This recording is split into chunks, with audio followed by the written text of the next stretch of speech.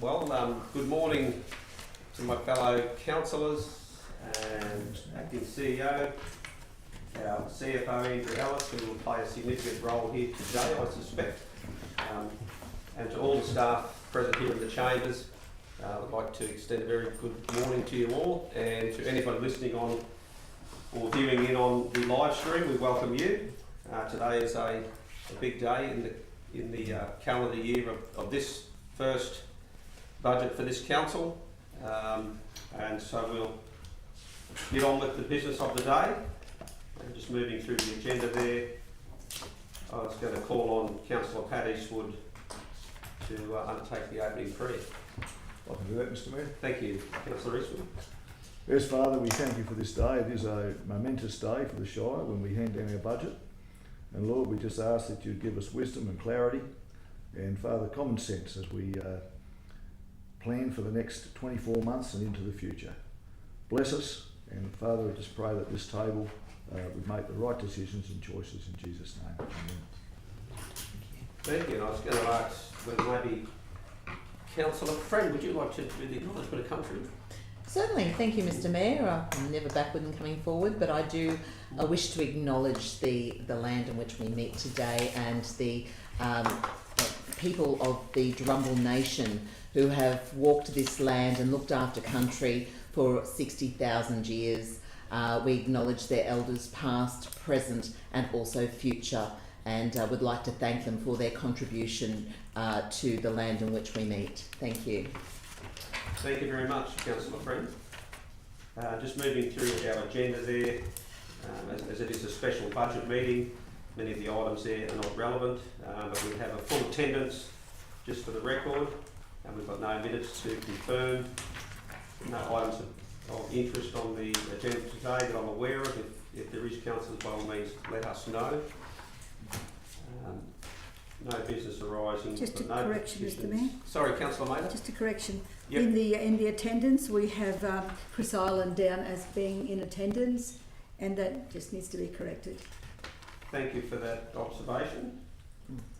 We will make note of that and correct that. If we move through to, I guess, the commencement of our budget, item 12, reports 12.1.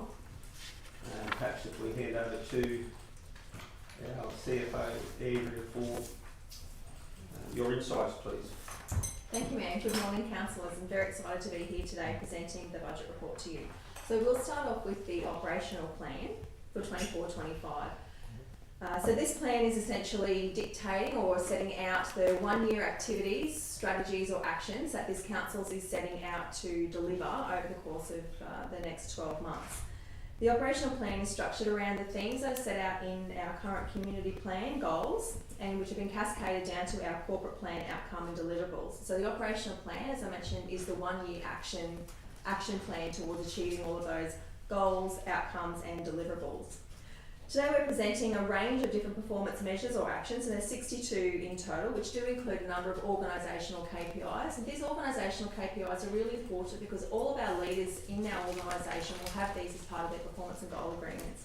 So these are things looking at attendance, our performance against the operational plan, capital delivery, operating budget performance, employee engagement and safety performance. So all of these measures and actions are in addition to delivering our business as usual activities. As I said, councillors, there's 62 different actions or measures in here. I'm happy to take any questions that you might have, but it's important to know that the content of the operational plan have set out and framed the budget that the organisation has put forth to deliver on all of these. Thank you very much. Andrew, councillors, do we have any questions? If not, do we have a No move? questions, just recognising the significance of these items. Would you like to move that, Councillor Maynard? I'd be happy to, thank Happy you. to. And we have a seconder there. Councillor Eastwood. Just to recognise the significance of these items as we go into the future, and it would do our community well if they have the time to actually go through the budget and just to see how much work has been put into it, not only by ourselves but the officers who have researched all of this and our senior staff who've actually had to glue it all together. Thank you, Mr. Mayor. Thank you. Anyone speaking against Item 12.1, or 12, the operational plan. Anyone further speakers for? Oh, sorry. Go for it. Yeah, just speak for the motion that, going through the plan, it's pretty evident to see a lot of people moving into the area for our unique character that we've got, and the plan really starts to highlight some of those aspects in keeping our uniqueness while continuing to move forward and managing our growth. So I'm pretty content that the plan is keeping our uniqueness whilst maintaining and planning for growth. So that's great. Thank you, Councillor Walker. Any further speakers either? Councillor Eastwood? Yeah, look, it's a really important document. It's a strategic document that plans for our future, and particularly for the next 12 months, as we look at all the key priorities and projects that we have, and they're all listed in there, and that a lot of work's gone into it, not only by the CFO but council have had a big input. So it's a pretty hefty document. Certainly is. Councillor Mather, did you want to wrap up? I think that just to comment on previous speakers, Mr Mayor, we are a growing shire and rapidly growing at that, and we are going to be faced with challenges that we probably haven't been faced with before, especially with the lack of funding from Big Brother, state and federal governments. We know that we can't survive without that, and no doubt they put that responsibility on us, and our ratepayers are the end of the food chain, and they're expected to actually finance what the state and federal government don't do. So we need to put the pressure on them, to put the pressure on bigger government, as we will continue to do, to make sure that we are not left holding the baby, so to speak, Mr Mayor. Hear. But as far as future growth goes, the previous mayor identified and announced a development, a plan for the northern areas of our shire, and our current mayor is actually on that committee to make sure that that does happen. Because what we need here, and it's been mentioned in this report, balance in the shire. While the growth is concentrated on the Capricorn coast, and that needs to be said and identified, housing is an issue. But while we've got land in the far north that's going to be opened up in the future, and the mayor is going to see to that, we've got a balance in our shire, which is going to alleviate the pressure on current ratepayers. And I think that's all I need to say, Mr Mayor. No pressure there at all, Councillor Mather. Thank you. Okay, we'll put that one to the vote. Those in support of 12.1, the operational plan. And that's unanimous. Thank you, councillors. Thank you, Andrea. Item 12.2, the revenue policy. Thank you, Mayor. So councillors, I'm today presenting the 24-25 revenue policy. This policy, it's worthy to know, is consistent with previous years that it's been adopted, and what it essentially does is sets out the principles, being equity for like properties, user pays, meaningful contribution, predictability and fairness, and we use that to not only set our rates and charges, but also to apply against our rates, rebates and remissions policy, and our other concessions and our cost recovery and commercial fees. So it's a really important principle-based document that sets out the revenue generating avenues that council has as part of its budget today. Thank you very much. Councillors, do we have a mover for the revenue policy 12.2? I'll move that. Moved Councillor Walk-on. Second. Seconded Councillor Rothery. Councillor Walk-on, would you like to speak at all to 12.2? Those 5 points is a great way to establish our policy: equity, user pays, meaningful contribution, predictability and fairness. It's a great policy to have. Thank you very much, Councillor Walk-on. Anyone speaking against the revenue policy? Any further speakers for? Yes, Mr Mayor. Thank you. Councillor Mather. Thank you for your indulgence. Mr Mayor, I've never struck a budget that hasn't been difficult. Over the years, there's been always something that's actually made one similar but different to all the others, and this one is no different. What we're facing here is all of these 5 headings, the fairness, the predictability, the meaningful contribution, user pays and equity, they're all very much in our mind while we were setting rates. What we were not expecting is the variation between the valuations and having to come up with something that's going to be acceptable to all ratepayers. And while we have so much variation in the valuations, it was really difficult trying to be stable on a moving target, and that's really what we had. So if ratepayers find that it's different from before, they probably are right. But what was grossly identified were the valuations, but the rural producers who had significant increases previously, and there have been significant changes to their rating structure to hopefully alleviate their massive changes in their valuations. So, Mr. Mayor, I know that the work that has been put into this to making it fair and equitable and accountable and all those things, we've done the best we can to provide all of those attributes to our ratepayers. And I welcome the ratepayers to contact any of their councillors to have clarification if they wish, because as I said, none of it's easy, and it's probably not easy for them to understand either. So thank you, Mr. Mayor. Thank you, Councillor Mather. Any further speakers? Would you like to wrap up, Councillor Walker? No, thank you. Thank you. We'll put that to the vote. 12.2 revenue policy. Those in favour? Looks like that's carried unanimously. Thank you. Heading down to 12.3. Right. Thank you, Mayor. Councillors, this report is presenting the revenue statement for 2024-25. The revenue statement is required to be adopted as part of Council's annual budget meeting and sets out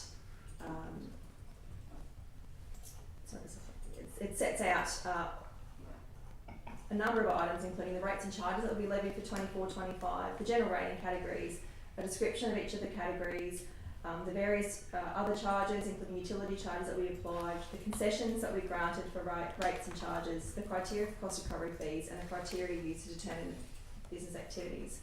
Council might be wondering why a lot of these items are also covered as separate reports in here, in the agenda today.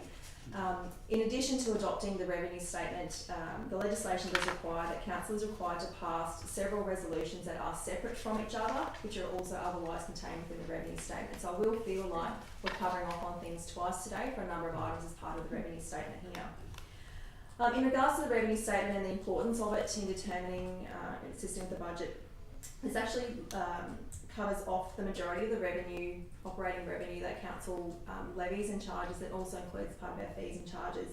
So rates and charges are the largest source of revenue for Council, in addition to our fees and charges, which generate nearly just over $100 million in operating revenue to fund Council's operations. Happy to take any questions that councillors may have, or defer some of those to the reports later in the meeting. Thank you, Andrew. 12.3 revenue statement. Do we have a move there for the revenue statement? I'll move, Mr. Mayor. Councillor Mather is moving that. Thank you, Councillor Mather. Calling on a seconder. Seconded Councillor Watson. Thank you. Councillor Mather. Just very briefly, Mr. Mayor, I think I've said enough on this one, but as far as revenue goes, we have made quite large changes to the land use for the rural producers, the beef producers particularly, and we've actually added banding to those which they've never had before, and that's why they've had significant increases last year. We weren't able to do that at that time. So we've gone through and spent a lot of time, and with the contribution of the landowners themselves, they were the ones who requested the banding, and we fulfilled their request, and I'm hoping this will be a test for the future. And as they have had significant increases in their valuations. So I think this is also something that we need to monitor as we go along. We might need to make adjustments to those bands. And I guess that will all depend on future valuations, but I'm happy to do that, Mr Mayor. Thank you very much, Councillor May. Anyone speaking against 12.3 revenue statement? Can I ask the question? Yes, certainly, please. Absolutely. That's a question through you, Mr Mayor, CFO. The special rates and charges, will that be, do we deal with that later? Is that going to be dealt with that now? In terms of the cost separation with like the rural fire brigade,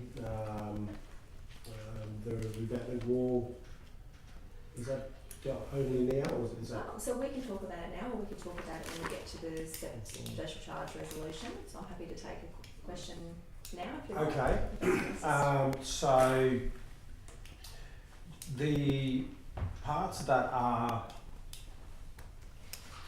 the one that's fully funded by the users of, say, the Rural Fire Brigade, that's picked up only by its residents around that area, is that correct? Yeah, that's a good question. So we're essentially levying this on behalf of the Queensland Fire and Emergency Service Group. So the Rural Fire Brigades themselves set out the fees that they're levying. So council doesn't decide what fee each brigade will levy upon those within their jurisdiction or areas. So council is essentially just the banker for this. So we'll collect the money on behalf of the brigades, and then we'll pass all of that revenue straight to them. Right, okay. And then so the other special rates, the Northwest Emu Park sewage, Causeway Township sewage, Muskie's Beach revetment wall, that is paid in part by those using that service and then picked up by the rest of the ratepayers, is that correct? So I guess the general ratepayers would have funded the gap initially when those particular capital projects were completed or executed, and you can see on here a number of them have been in place for quite a number of years. Yes. So because those identified properties are the sole beneficiaries of those particular schemes or the revetment wall, so there are particular properties that are the sole beneficiaries of that, Yes. they are making a contribution towards the capital construction cost of those that infrastructure requirement. Okay, so I'm just trying to get my head around the reasoning on why the other parts are picked up by the rest of the ratepayers, you know, Emu Park, Causeway, etc. But the Rural Fire Brigade to those communities is only picked up only by that specific area and not picked up by the rest of the ratepayers. Yeah, so special charges so the principle around special charges is that they are only for a particular group of residents, so they're not a service or an access to a facility that all ratepayers would benefit from. With the rural fire levy in particular, so that's in addition to, so that how council acts as the banker is under the special charge provisions under the regulation, but we're actually operating under the Fire and Services Emergency Act as the other mechanism, the overarching legislation that sets out what those levies are and how they'll be applied. So that's the overarching legislation. The power that for us to levy that is under the special charge provisions under our local government regulation. So we pass those full costs onto those brigades. They're separately audited and managed by QFS. Council doesn't really have any involvement on that front. With other special charges, so it's really on, there's identified land within those areas, and so things like the Northwest Emu Park, that commenced back in 2009-10, so it's been in place for a number of years. So it was identified with those particular assets that there will be a service or facility that is only benefiting a very small group of ratepayers. So the general community doesn't have direct benefit of the provision of those services or facilities. So are you saying like that, just say it was the Northwest Emu Park sewage, only benefit by those people that's using it, so those that are only contributing in repayment, reimbursement back to council is only that area? Yes. It's not split out over the entire rate base? That's correct. That's not part of our broader sewer scheme. Gotcha. Yeah. Great, thank you. That answers that. Thank you, Mr Mayor. I'd like to speak for. Yes, thanks councillor Warren and councillor Friend speaking for. Thank you, Mr Mayor. I will speak for this revenue statement, and I would like to just reiterate Councillor Mather's thoughts because last year Council was approached by primary producers to increase the banding and lower the cents in the dollar. And after much deliberation, we have listened to our primary producers and have concluded that this request was fair and equitable, which are two words you'll hear a lot throughout this particular budget meeting. We have increased the banding by 2 based on the valuation and decreased the cents in the dollar, which is also important. Banding's important, but we've decreased the cents in the dollar. Councils throughout Queensland are actually grappling with increased costs and not wishing to press on further expense to our ratepayers, as we are all ratepayers sitting at this table, and we're finding that funding for local government is increasingly more difficult to obtain. So this is the best our council could do to minimise the rates percentage increase this year. Thanks, Mr Mayor. Thank you, councillor Friend. Any further speakers either against or for? Okay. Perhaps if I could just maybe ask a question of Andrea there in relation to water access charges. Council sort of rigorously, or council laws rigorously went through that process to land. We were forecasting a much bigger increase potentially to the access charge for both the northern the caves in Marlborough and the Capricorn Coast. And that has a lot to do with our requirement to address full cost pricing of our water network because of the scale and size of our water network. Now we are required to refer to that in our revenue. Can you explain a little bit about that? Sure. Our water and sewer are considered to be a significant business activity, so they've exceeded a certain threshold, which is more than 10,000 connections. So we have over 14,000 connections across our water and sewer activities. So that sort of kicks in some other requirements under legislation that requires us to essentially treat our water and sewer business, water and sewer services as if they were otherwise a commercial business. So Council did explore a number of years ago in terms of what type of commercialisation level it would like, and we've considered and adopted a position of full cost pricing. So that essentially means that council is required to have a positive rate of return, so something greater than 0 in the application of that. However, not to charge it to, but there is a cap to that. To what that full rate of return is. So council had previously been on the trajectory of achieving the upper bound cost recovery. However, during these budget deliberations, we have wound that back down, and we're going to be achieving more towards the lower bound of those cost recoveries. So that is how we're able to, I guess, reduce what the forecast or planned increases were down to a lower level. And just one further question: is there a percentage increase that we can find within the documentation here that's been applied in that space? So there are 2 components to this. So with the access charges in particular, council is transitioning towards a service level based pricing. So that essentially means that the Cap Coast and the Caves Marlborough area will be considered the base service level. Naroomba will receive a 20% discount, so they'll pay 80% of the base cost, and Ogmore will receive a 40% discount, so they'll come down to 60%. So that dictates the type of service that's provided for those differing schemes, and we'll adjust our pricing based on that, because we are considering the water business in aggregate as a whole and not looking at the cost of the individual schemes. Because what we had found a number of years ago, that those smaller schemes, the prices that would need to be charged would be really unsustainable and unreasonable. So there would not be enough revenue recovered from those smaller schemes in particular to cover their costs, and the larger schemes were heavily subsidising the smaller schemes. So that's why we've gone down the service level based approach and looking at our water business as a whole. So there is that underlying adjusting movement that even if there was a 0% increase in revenue overall, some of the 3 schemes apart from the Cap Coast would still see price increases to achieve that service level based approach in 25-26. In terms of the increase overall, it's been at around 5% increase.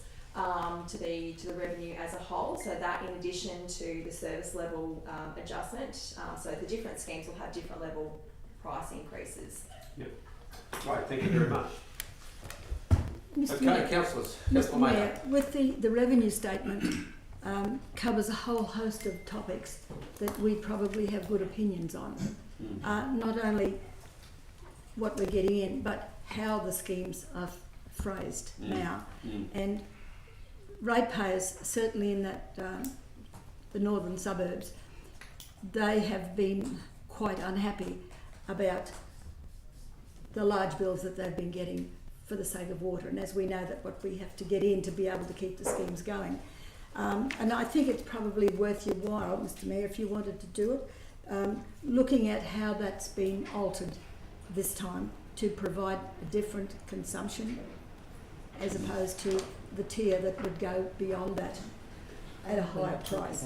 And I think because that's all included in the revenue statement, and it has a lot of headings that we all probably need to have a say on. It's on page 63. Yeah, I just wondered whether it was perhaps more appropriate to 12 to remember the water. deal with that in 12, is it 12.9? Water is one of those ones that we do have to have a separate resolution. 12.7 water utility charges. That might be the more appropriate. Well, I'm happy if 12.7. you want to put it in another basket, I don't have a problem Yep. with that. Okay. But I think it would be good for people to hear. It'll how certainly we get take addressed. It'll certainly get addressed in 12.7 water utility charges. Yes, and separate charge and all of those that Yep. well, while we Thank go you, to Councillor Maynard, for while that. we go to water on another matter, I just wanted to touch on separate charges because But- even though we're, Um, that's under revenue, Right. Well, in terms of the breakdown of how we've constructed the consumption charges and that, my understanding is that 12.7 may be the more appropriate time to deal with separate that. charges. I'm talking. Oh, you want to talk charge- separate charges? Well, Separate charges, yes. Yep. I'm happy to go with the water at a later time, yeah. Has it been there? Have you spoken for it already, Councillor Mather? I don't know. Yeah. because What like about it? Andrew Now at says- 12 Some of these reports are 12.3. doubled up. 12.3, we're on now, the revenue statement there. Yes, still on the revenue Separate statement, and it charges. talks about separate charges. And they will come up at 12.6 Okay, as well, well. we can deal with them later, and that's the confusion about having two lots of reports on the one item. Yeah, no, that's right. That's Thank it's you. okay, we can deal with it We'll make later. sure that everybody absolutely Yes, I'm gets sure. every opportunity Thank you. to express their for or against with the guidance of our great staff here. Thank you. Okay, back to 12.3 revenue statement. We've got a mover in Councillor Maynard, Yes, seconder in Councillor Watson. If there's no further debate, we'll put that to the vote. Those in favour? And no one against? That was unanimous. Thank you very much. 12.4, differential general rates. Over to Ingrid. Thank you, Mayor. So councillors, this content, as you would have noted, is part of the revenue statement, but this is the start of those 7 distinct resolutions that we're required to have. So we'll get into the nitty-gritty of it. So councillors, as you'd be well aware, general rates are calculated based on the land valuations and the differential rating category that they're applied into. So council sets the general rates after determining the total revenue required that's to be raised by rates after considering all other revenue streams. The differential general rate adopted by council is multiplied by the annual statutory valuation for the land to determine the value of the rates that will be levied on each rateable parcel. Councillors, you'll be well aware that the Value General undertook a Shire-wide statutory land valuation to be effective from the 1st of July 2024.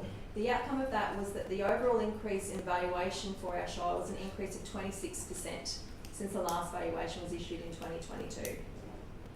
So in terms of setting our budget and taking into consideration the changes in valuations, Council has considered a variety of inflation indices, looking at CPI to Council Cost Index to State Budget Forecast and RBA Forecast. So they range from between 3 and 4%, depending on which indices referred to. The changes that have been made to the rating structure has been a 4.2% overall increase in the revenue raised in rates and separate charges. Now I would briefly talk about separate charges, but it's important to also acknowledge whilst there has been a reduction in the three separate charges of $88.20, that revenue that would have been generated by levying those have been transferred to the general rate. The principle behind that is those that are on lower valued properties with perceived lower capacity to pay would have a greater benefit, and applying the taxation principles, those properties that have a higher valuation and perceived capacity to pay will pay slightly more.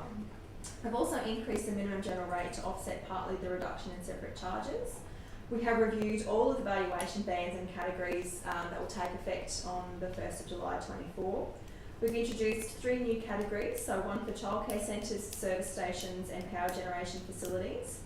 We've expanded the number of categories to further accommodate multi-residential non-strata developments within the Shire. We've actually doubled the number of valuation bands for beef cattle producers, and that's largely from the deputations that we've received from some of our ratepayers. And on that front, we've also provided the primary production category a 5% reduction in overall revenue. Overall gross general rate revenue will increase by just over $3 million, which has been offset by a $1.7 million reduction in separate charges. An average residential property will experience between 3.3 to 5% increase. Quite important to note that higher value properties and parcels that have experienced different changes in valuations will experience increases that will be outside of that range. So we have done as best we can to smooth the impact with reviewing all the valuation bands, but there will be some outliers. In 24-25, the average residential property will see a gross increase in general rates and separate charges of 3.37%, which is on par with the March CPI for Brisbane at 3.4%. I'm happy to take questions on this one. Thank you very much. Andrew? Happy to move, Mr Mayor, when the time comes. Got a mover there in Councillor Eastwood I'll second and a that. seconder in Councillor Walcon. Councillor Eastwood, did you want to speak? Oh yes, Mr Mayor. With the differential rates, council applies those same principles which are probably going to be, I guess we're going to go over them a few times today because they're really, really important for people to know how we operate and the guiding principles that we use or the pillars that we use. They are equity for like properties, user pays, meaningful contribution and predictability and fairness. These rates are calculated on land valuations, and the differential categories are set after working out the total revenue that council needs to be raised by those rates.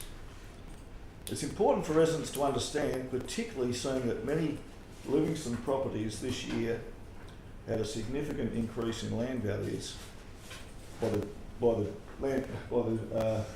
Valuer General and not by council. That land values are used only to provide relative values between differential blocks of lands and don't determine the actual rates to be paid by the owner. Because a lot of people have came up to me while we've been doing budget, so rates are going to go through the roof, Pat, and I'm saying no, they're actually not. So just settle down, don't worry, and this is for the community, not to be too concerned about those valuations. Otherwise we'd end up having a very rich council and very poor constituents within our council. We know our rates are higher than many shires, and it's mainly due to our small population. And we are doing our best to reduce that rating burden, including, as the CFO has already told us, 4.2% increase in the overall revenue raised in rates and separate charges, and a reduction in many separate charges. We've got some new categories. We've doubled the valuation banding for beef and cattle properties, as already mentioned, and provided a 5% reduction in revenue for primary producers. We're never happy increasing rates at all, but with inflation and our costs, I believe we have done well, and I hope you as the community do as well. Thanks, Mr Mayor. Thank you, Councillor Eastwood. Anyone speaking against? Anyone want to speak for? I'll speak for it, Mr Mayor, but I'm really just reiterating, my notes are reiterating what Councillor Eastwood has said, but reiteration is a good thing, just to be able to understand and hear things for a second time. Our council's been on this journey to reduce the road network, levy natural environment and disaster levies. by 20%, so that a more equitable, and once again there's that word, balance in the minimum general rate was sought. We talk of equity, fairness, and therefore we asked, was it fair for a pensioner to pay the same amount as a trucking company for their road network levy? And we decided that it was not. So in doing so, we have moved from the second highest rates in Queensland in 2020 to the 9th back in 2023. Residential properties will increase, as we've said, at between 3.3% and 5% based on the Valuer General's land valuations, which saw an increase of 26% in this particular year. And that's over the 17,042 properties in Livingstone. So I'm just letting the community know that if you're not satisfied with your valuation, there is a link on our website which is found under this report. So thanks, Mr. Mayor. Thank you, Councillor Friend. Anyone want to further speak? I'll just quickly, Mr. Mayor, just speak for the motion. Seeing that the average is going to see an increase of 3.37% on par with Brisbane, and so the majority, not everyone, but the majority will see an increase of $84.45, which equates to $3.24 a week, and so we recognise the increased cost to the community, and so we've kept that in mind, and hopefully the community will also see that we are doing our utmost and our very best to be able to take the cost of living into consideration whilst also managing a very complicated budget at the same time. Thank you. Thanks, Councillor Walthorn. Any further speakers? Just very briefly, Mr. Mayor. Yes, Councillor Mather. Yeah. There's a misconception in the community that because your valuation goes up, your rates are going to grow. They could, if we left it at that. The Valuer General determines the value of the land according to its land use. We decide what that land use is. I've seen it so many times that people come to council and say, look, you can't, my valuation's gone up and this is what I'm going to be paying for. And we tell them the Valuer General will be the one to determine that. You have to talk to them and ask them to reassess your increase. What we have is a situation where people are fearful of what's out there. And I have to say to them, there is no need to be, because the council has the ability to not only create different land uses, but they can actually create different bands within those land uses. And that gives us the ability to put the brake on the moving target and stabilise it to a large degree. It's a very tricky situation where we look at all the land uses, we look at all the abilities to pay, and we look at what we need as far as revenue goes, and in the end we come up with something that we feel is as fair as possible to most of our ratepayers. But we need not rely on our ratepayers alone, and I come back to the pressure that we need to place on the state and the federal governments to help us out, because we can't sustain all of this growth, all of these demands on the existing ratepayers. It's just not possible, and that's why we've got the cost of living the way it is. We need to get together and to make sure that the government pays its fair share. Thank you, Mr. Mayor. Thank you, Councillor Mather. Any further speakers?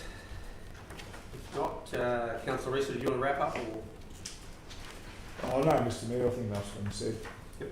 Okay, we'll put that to the vote. Those in favour? Thank you, Councillor. That's unanimous as well. We'll move on to 12.5, special charges. And perhaps a summary from Andrea. Thank you, Mayor.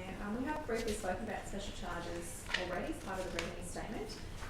However, I'll just recap on that. So special charges are levied by council to fund particular services or facilities that are for the direct benefit of a discrete group of landowners or ratepayers. So we have 4 special charges in the budget for 24-25, and there are no new special charges being proposed. So the first one is our Rural Fire Services levy. So the Rural Fire Brigades work with their area director to determine the charge levied for their particular brigade groups. So So for those ones, council essentially acts as the banker. So we recover, have the funds levied. We then pass on those costs direct to the various brigades. We then have 3 other special charges. So one for the Northwest Emu Park sewer benefited area, the Causeway Township sewer benefited area, and the Muskers Beach revetment wall special charge. Discount does not apply on special charges. Okay. There we have it. Do we have a mover there for 12.5 special charges? Councillor Roderick, did I see you? Yep. Happy to move that, thank you. And we've got a seconder there in Councillor Watson, thank you very much. Councillor Roderick, do you want to speak at all to the separate charges? I believe they're a necessity, and I think it just speaks for itself. I think it's pretty basic. Levy. Very good. Okay, without any further, No, Councillor Eastwood? I will just briefly speak to it too, Mr Mayor.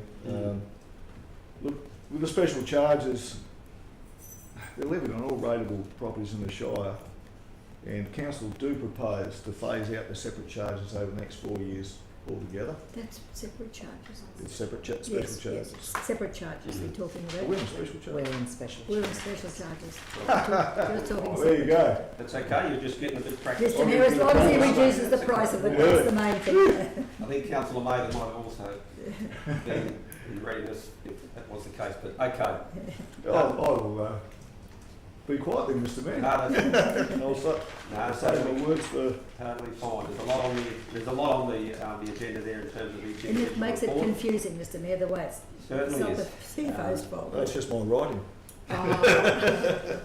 Okay, well, the good news is we do have a mover in Councillor Rothery and seconder of Councillor Watson. If there's no further debate, we'll put that to the vote. Those in favour? Thank you very much, councillors. That was unanimous there. We go to 12.6. There we go. Which This is the one is you're talking the separate charges, I believe. sorry. 12.6, separate charges. Would welcome any insights from Andrea. Right, thank you, Mayor. Council, separate charges are levied equally on all rateable properties and are used to offset the cost of providing services or maintaining infrastructure. So separate charges are based on the equality principle in that regardless of capacity to pay or land use, everybody pays the same. Council is proposing to continue to phase out separate charges over the next 4 years, with ensuring that minimum rate increases further reduce the rating burden on those less able to pay. So it's proposed that the road network separate charge will reduce from $304 per annum down to $228 per assessment. The natural environment separate charge will go down from $35.20 down to $26.40 per assessment, and the disaster response separate charge will reduce from $13.60 to $10.20 per assessment. There are no new separate charges being proposed in 24-25, and discount does not apply to this charge. The total revenue budgeted for separate charges is just over $4.8 million, which does include 1% growth for new rateable properties. So this has been a 25% decrease on the charges levied from the previous financial year. And I will move that one, Thank Mr you. Mayor. And that'll be moved to Councillor Eastwood. Do we have a seconder there? Is that Councillor Mather? No, Mr Mayor. I'll second that. Seconder, Councillor Rothery, thank you. Councillor, I've got a question there from you, perhaps before. Let's ask the question through you, Mr Mayor, Certainly. CFO. What was the cost of, again, the natural environment separate charge, did you say? So it's going down to $26.40. Okay, in the Sorry, notes? $26.20, sorry. $26.20. Yeah, okay, thank you. Councillor Walk on over to Councillor Eastwood, who's speaking for the motion. Yes, Mr Mayor and councillors, and the public, this is a really good move. We're going to phase out the special charges, and I do believe it's a more equitable way for us to get revenue out of those that are able to pay, just like our federal taxes are. You know, there's going to be a bit of a cost shift, but it just makes it fairer on everybody. So I'm pretty happy with that, and I hope you all are too. Thank you, Councillor Eastwood. Anyone speaking against? Yes, Mr Mayor. Councillor Mather. I I was really hoping to get through this and make the whole budget unanimous, but my conscience gets the better of me, Mr. Mayor. We're talking about cost shifts. I am in favour of separate charges, and I know there have been good arguments against them, and I know we're weaning off separate charges to relocate those costs to the general fund. I feel, this is just my personal feeling, I feel that when we identify a cost or a project or a service, that we can actually distribute evenly with all of our ratepayers, that everybody pays the same for that. Not to do with valuation. This is like environment, like fire, like road levy, that everybody pays the same. And we can take out that section of money that we need and divide it between all the ratepayers. Everybody pays the same. And what's left comes out of the general fund or separate charges. But what we have here, we're weaning off that. We're merging those costs bit by bit over the few years back into the general fund, where some people pay more than others because it's all subject to valuations. And that's the only reason, Mr. Mayor. I mean, it's been said that some people who might be pensioners are paying more than others. If everybody paid the same, nobody could argue with that, Mr. Mayor. And that's the only reason, because I feel that while we wean off those separate charges and stack them onto the general fund, the general fund is subject to valuations. Everybody pays something different. And to me, that's not the way it should be in this case, for those identified services that we provide. So I feel that while we inflate the general fund by moving across the separate charges, we will continue to have, we look for more land categories, look for more differential rates, because we've got more general fund to find homes for. And I believe that that's why we find it difficult this year with the new valuations and the extra costs that we are facing because of the general fund's inflation. Okay, thank you, Thank you, Councillor. Mr. Mayor. Thank you, Councillor Mader. But Next question, Councillor. what is being done now is legal, there's no two ways about that. But I just felt that it was a better way of keeping the separate charges equitable across the board for those special items. Thank you, Councillor Mader. I'll Councillor Morcom, yeah, thanks. thanks, You want to speak? Just to clarify these notes, if possible, just that throughout that the natural environment, there is a $26.20 charge, and then back down in the background there's a couple of $26.40. So maybe if we can just make sure that's nice and clear in that report, that might just clarify any confusion for our constituents, if that's a possibility. There's two that says $26.40 and one that says $26.20. Okay, okay. Which will it be? My recommendation would go with what's in the resolution.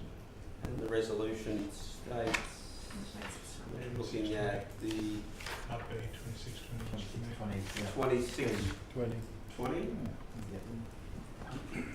Okay, everybody's clear on that. 2620 is the proposing, that's to the environmental charge, is that correct? Or The natural environment separate charge, separate yeah, charge, yeah. which is reduced from a 25% decrease down to reduced from 35.20, is it, down to 26.20? Yeah. Okay. Any further speakers? Look, I'll just briefly speak in support of this, notwithstanding, pardon me, Councillor Mader's absolute right to object to this, and whether it be personal reasons or whether it be science reasons or economic reasons or philosophical reasons, whatever your reasons are, that's absolutely relevant to the debate and your position on it. The methodology of collecting revenue through a separate charge where everybody pays the same, and I'm not saying anything that hasn't already been said, but if there was a better way to collect taxes across our community, well, that person would win the Nobel Peace Prize, literally. But we've identified, and federal governments have identified, that collecting revenue through taxes based on your level of income is fundamentally the fairest way to collect revenue from within a community to pay for the functioning of a society. The separate charges, whilst we've nominated separate charges in those three categories, ultimately what's important is that we collect that revenue consistent with the principles and values of what underpins our budget. And to defend and maintain those separate charges, and indeed Livingstone had the highest separate charges in the state. Many councils don't have any separate charges, and probably one could argue that they are reflecting the most equitable and fair method of collecting revenue from their ratepayers because they don't have any separate charges, which is a regressive way to collect revenue. So it is a change. It's a change of course for Livingstone Shire Council, and for some people they may struggle with understanding why we're doing it, and it is complicated. But at its core, if we truly believe that Australia as a country and our federal tax system is the fairest system, this mirrors that. So in the absence of something better, I believe it's responsible of us to diminish these separate charges down to the point where it's transferred to the general rate. So on that note, Councillor Rees, do you want to wrap up? Look, or anybody else want to speak? I will wrap up, Mr. Mayor, but just to re-emphasise what you've just said, Mr. Mayor.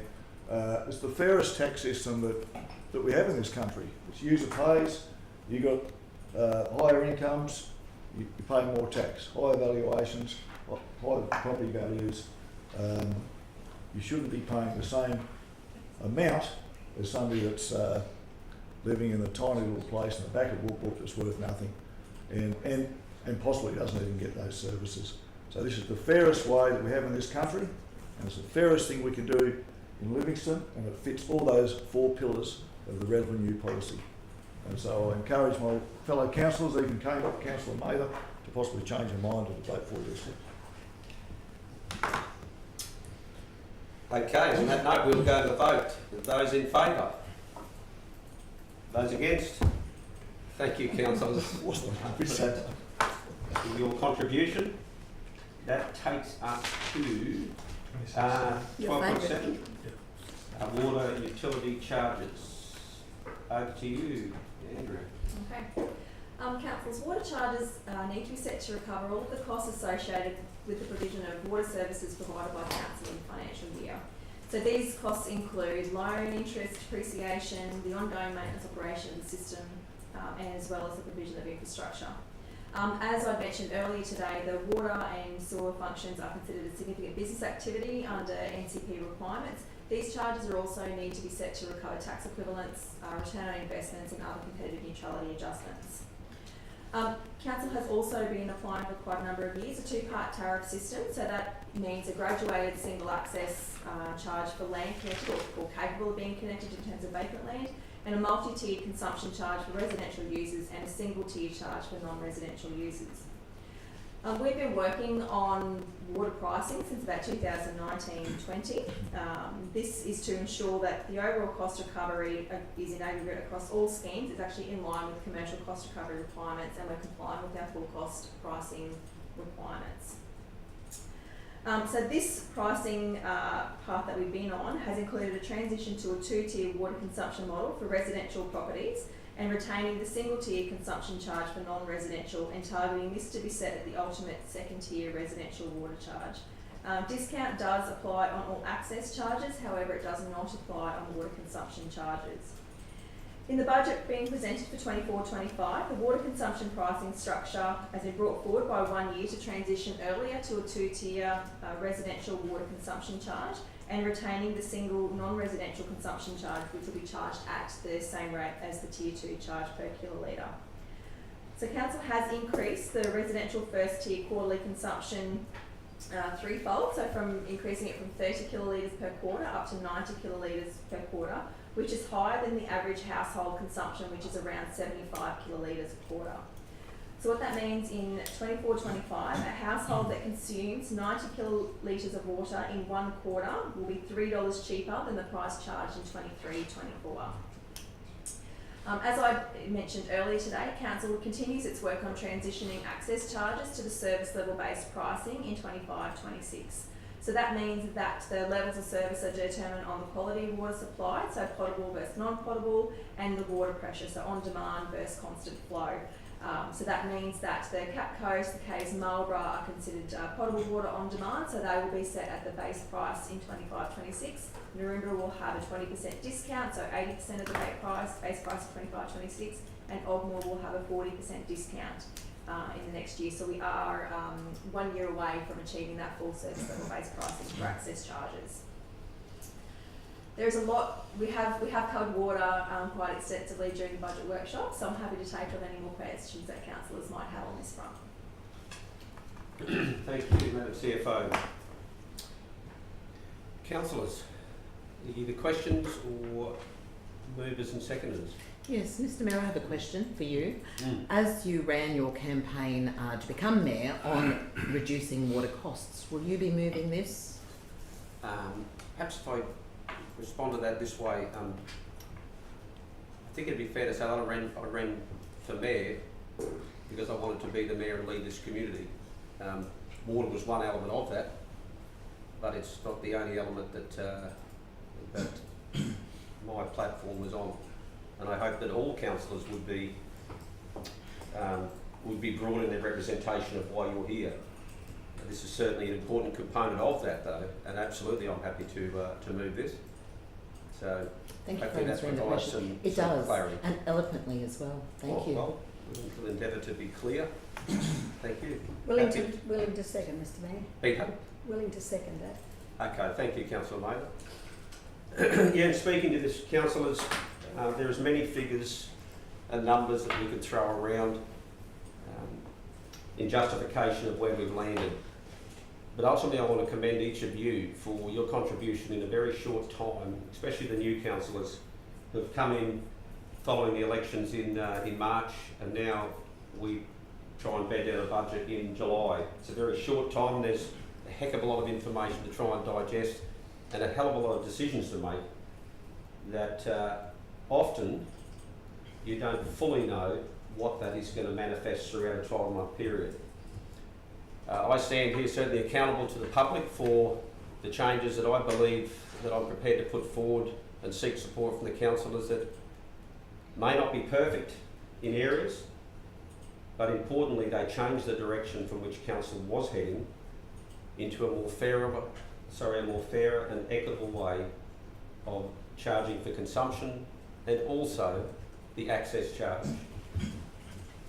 Some of the, for example, the access charges there were flagged potentially if we kept on the same course that the previous council had identified was going to be the price part that they were going to be prepared to adopt. For example, on the Capricorn Coast, with this model, it saves $42. That's a significant saving in the access charge. On the Caves and the Marlborough access charge, it's a saving of $39 if we had have continued on the price path that had been identified. We've been prepared to put a stop to that. It doesn't mean that those savings on last year's bill to this year's bill will reflect that, but the increase that would have been applied is significantly less. And I hope that you support that change in the access charge. In terms of the consumption, is 90 kilolitres enough in a single tier? Some would say they want more, some would say they want less. The average consumption is about 75 kilolitres. We know that if it's a hot period, especially those guys in the northern suburbs, it's difficult to minimise your water consumption and to keep your gardens even partly green. But I put this to the community as a different model than where we were heading. Doesn't mean that it perhaps won't be scrutinised and criticised, and in time, at our next budget, we may be looking to refine it even more. But this is a line in the sand where we say, no, we're going to move in this direction, and I look forward to your support. Thank you. I speak for Mr. Oh, I speak against first. Sorry. I speak for. Speak against, Councillor I Friend. speak for. Oh, sorry. Any speakers against? Any further speakers for? Councillor Friend. Thank you, Mr. Mayor. I will vote for these water charges, and this year, Mr. Mayor, I'll explain why, as I did not explain why I did not vote for them last year, and I was misrepresented in the community over why I voted against last year's water charging. So the new bulk water charges that Livingstone is charged by Rockhampton Regional Council is $1.33. Bulk water is the charge including access and per kilolitre. It is treated water. We are passing this cost charge, and it is cost and onto residents. It must be said that this cost charge does not include infrastructure or servicing of the trunk infrastructure. Livingstone were always going to transition to these 2 tiers instead of 3 in order to align itself with most other water providers in Queensland. Instead of the first tier being for 75 kilolitres, it is now 90 kilolitres. And previously we were all paying $1.54 per kilolitre for that extra 15 kilolitres, and now it's $1.33. It is cost price.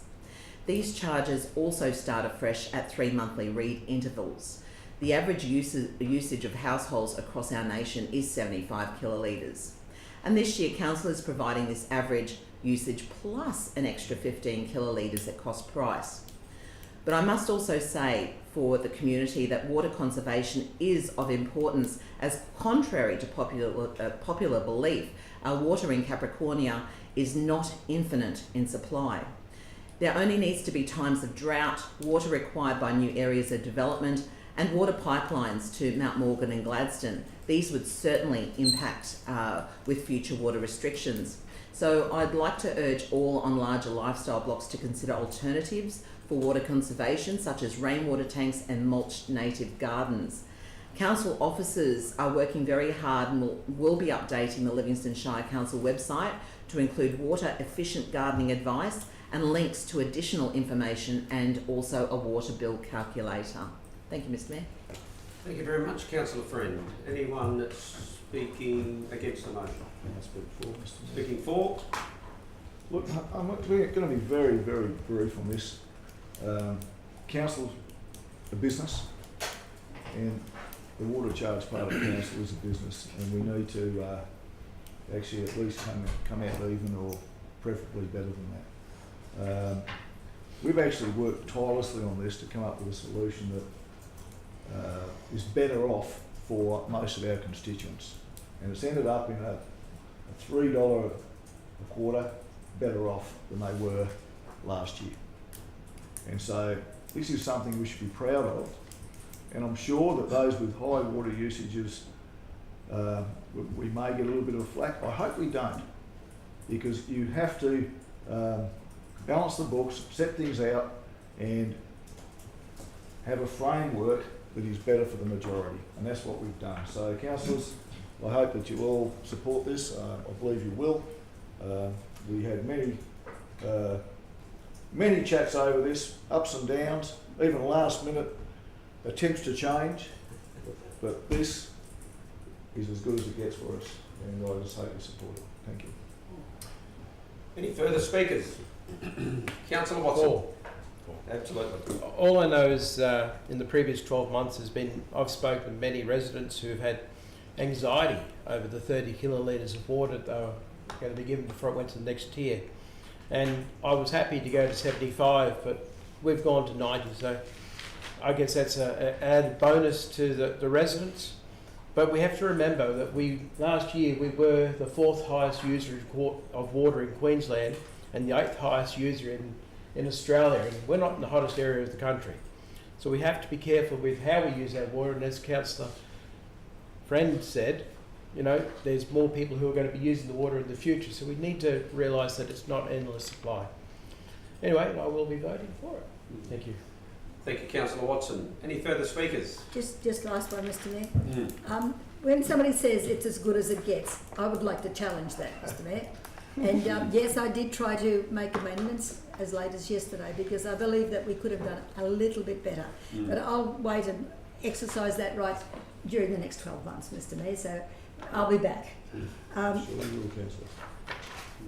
I know we've spent a lot of time on this discussing who pays what and what sort of supply they have. Some of it, it's not potable water. So we've got to be very mindful as to how we structure our charges as well. In those western suburbs where you've got large land holdings, people like to keep them green. We know that. It's not possible unless you want to pay for it. Don't come to us and whinge about it if you're going to just let your sprinkler run in the middle of the day and you want to keep all your grass. It's not going to work that way. Clearly they need education. They need to be shown that if you want to save money, there are rules applied, and one of those is monitoring your consumption. Once you know what the prices are, you should be monitoring your consumption on a fortnightly or a monthly basis to know what you are spending.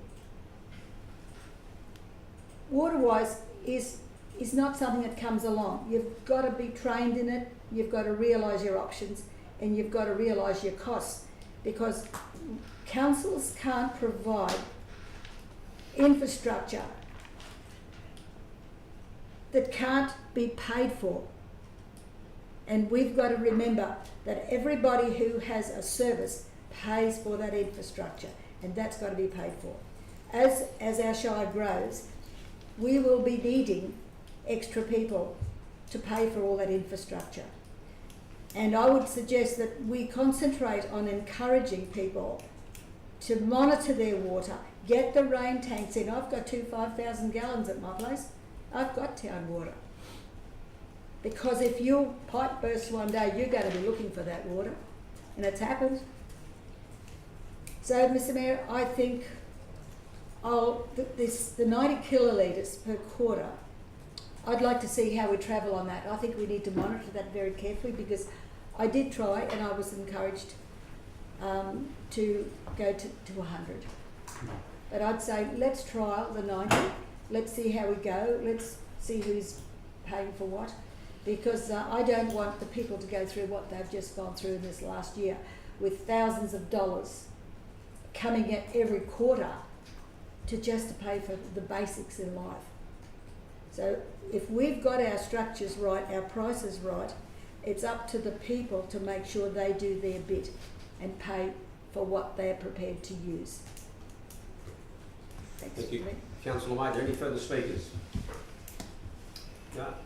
In wrapping up, I guess ultimately we don't want to work against the community in the structure that we've come up with here, and we want to partner with our community and try and find what is that balance, you know, that is so delicate to find, and when you've got such diversity in your users, and if I touch on the northern suburbs there, interestingly they are a hotter climate, and they're on acre blocks, as opposed to those on the coast that may be on 400 square metres in Kiwi Bay, and the climate is cooler. So is this the perfect model that we can come up with, or will stand the test of time? I guess the community will be the judge of that, and even more complicated is different communities will be the judge of that based on how it impacts on them. But it's an attempt to come up with a workable model that is broad in its appeal. Interestingly, Gladstone has one tier, and I think it's at about $2.60 or $2.70 a kilolitre. And I spoke with the Mayor of Gladstone. I said, how did that come about? He said, we had 3 tiers, then we went to 2 tiers, then we had 1 tier, then we went back to 2 tiers, and I was like, wow, okay. So it's probably no surprise that we grapple with it here as well. But we want to provide stability, we want to provide certainty, and ensure that that's been informed by considering our community's needs. So, councillors, This may be one of the most contentious parts of our budget, but I believe we have taken the right step in what it delivers. It does achieve a lower charge on average for water. It may only be $3 per quarter, but it's a saving. And those access charges are certainly cheaper than what they were proposed to be. So on that note, I'll put that to the councillors. All those in favour? That looks like it's unanimous. Thank you, councillors. That takes us to item 12.8, our sewage charges. Over to not councillor Alice, I don't think. No, Sorry, councillors, I'd like to sit on this side. Sorry about that. I'll reset. Okay, sewer charges. So similar to our water business, our sewer is part of the significant business activity, and we do have to apply the requirements of national competition policy and full cost pricing as part of that. Overall, our sewer charges have increased by $39 or 4% across the board, and discount does apply on these. In terms of the overall budget, so we'll generate just under $14.8 million, which does include a 1% growth factor for new connections, including connected properties as well as vacant land for future developments. This one's pretty straightforward, so I'm happy to take any questions that councillors might have at this point. Thank you very much, Andrea. Councillors, if there's no questions, do we have a mover for 12.8 sewage charges? Councillor Watson, thank you, and seconded Councillor Maynard. Councillor Watson, did you want to speak at all to the... I'm just thinking that in the urban areas, when you have sewage, it's one of those things that you need to have because you don't want something to hit the fan when something breaks. And just recently we had some pipes fall apart at Emu Park, and there's a cost to repair these things, and that's what these charges are for. So that we don't have anything hit the fan, I think we should all agree to approve this. Thank you. Thank you, Councillor Watson. Hey. You're just waiting to say that. Oh, Any Not to be speakers against, councillors? Any speakers for? Councillor Maynard? Just very briefly, Mr Mayor, I think this is a non-event. What I'd like to see is let's close the gap between the gaps in the sewage line along the Capricorn Coast, because Kinka has a high water table, as we know, and until such time as we actually can connect those two systems, I think it's going to be something that's been left undone for a very long time. So I think we need to concentrate on that. Not only will we improve the valuations of the properties, but we will actually reduce the risks of contaminants in the atmosphere. Thank you, Councillor Maynard. No further comments or debate. We'll put that to the vote. Those in favour? Thank you, Councillor. That's unanimous. I was happy to pass that motion. Thank you, Councillor Watson. 12.9, I believe, waste management utility charges. That's good. Alright, we have made some structural changes in our waste facility charges. So we are going to be including a new utility charge called the residential waste facility charge, set at $10. Essentially per property that receives waste disposal vouchers. So residents will still receive their 10 waste disposal vouchers, but this residential facility charge is aimed at offsetting some of the costs which have largely been borne by our curbside collection payers, about providing access to waste management facility services and also covering some of the costs for the waste disposal vouchers. Overall, the increases are about 4% for the utility charges. Happy to take any questions that councillors might have on this one. Thank you, Andrea. Any questions there, councillors? Through you, Mr Mayor, to the CFO. Andrea, although it's in our report, could you just clarify what the cost is to council for the redemption of the waste vouchers? Yeah, so we know that not everyone uses or consumes or takes up the use of the waste disposal vouchers. So this is budgeted on about 20% of the available vouchers being taken up, which is just over $560,000 in terms of the revenue foregone, essentially, by providing those vouchers. Sure, and the cost is the actual production of the green waste and the actual cost of looking after the waste taken to the landfill. Is that correct? Correct. So even with the use, it's my understanding, and please, I'll prove if I'm wrong, but even if people are using the waste disposal vouchers, council will still have to pay the waste levy on that waste. So there is still a cost in terms of the management of the facilities. Even though people are not having to pay at the gate, there are still costs associated with council managing the waste once it goes over the weighbridge into the landfill site. Thank you. And the waste levy is instigated by the state government that all councils must pay to the state. Is that correct? Correct. We do receive a refund for residential waste. That doesn't cover all waste that we take to the landfill. Thank you. And just to qualify or clarify that the $10 levy is for anyone who receives the waste vouchers. Correct. Okay. Yeah. So that whether they're will include, rural, yeah. whether they're urban, rural, whatever they may be, and those waste vouchers are to anybody who's basically a rural resident. So it doesn't include commercial properties. Right. But essentially, a resident will receive waste disposal vouchers. So I believe there is a waste policy that sort of sets out the detailed eligibility requirements for receipt of the waste disposal vouchers. And through you, Mr. Mayor, Andrea, it doesn't include vacant land either, without a dwelling. Is that correct? I don't believe so. Okay, Councillor Watson. Yes, question. Andrea, I've read it before, but could you just clarify, every time we put something in the landfill, the state government charges us for it, doesn't it? And that's why we have to charge for people putting rubbish in the landfill. And I know many people don't know that. I just thought it was a good thing to bring up today, that's all. But do you agree with that? I will also, however, say that we do receive a refund from the state for any of the eligible municipal solid waste. So yes, we do have to pay for it, but we also do receive a refund from the state. Thank you. Question through you, Mr. Mayor. Yes, Councillor. Have they ever given us a reason, Andrea, as to why they can charge us to dispose of our own rubbish on our own land at our own cost? Can they tell us why they're charging us? I'm sure that they could. What I would probably encourage councils to do is have a chat with our amazing waste officer, Leanne Randall, who'll be able to go into a lot of detail around the principles behind working out why the state are charging that levy. Yeah, okay, maybe we need to get it in writing from the state so that we can challenge it, because I think that's something that perhaps could become a conference topic. Sure. Because, you know, they're passing everything else over to us, and it's about time we bounce something back to them. Sure. So I would just like to point out that Livingstone is pretty lucky. We are receiving 100% refund on the eligible municipal waste. There are a lot of other councils, even within our region, that are not receiving any refund from the state.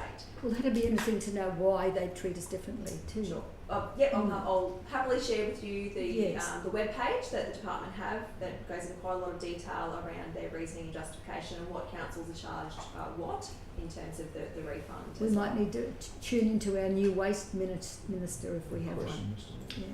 Yeah, thank you, Andrea.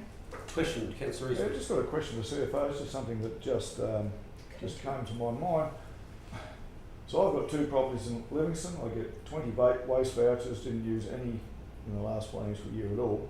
However, I do have somebody come, a business, they come and clean up the yard once every 6 weeks or whatever. They get paid for. Can they use my waste vouchers, even though they're a business? I would have to take that as a question. No. I don't think so.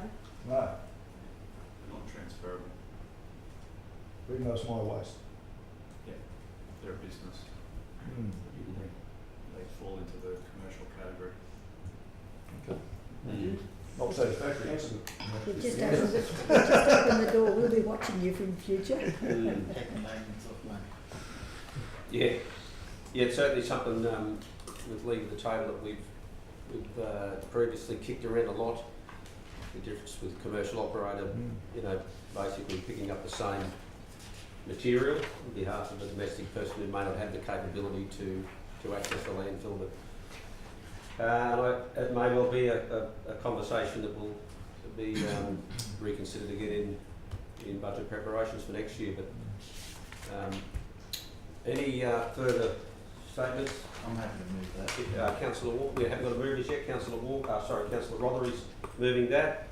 That's seconded Councillor Watson.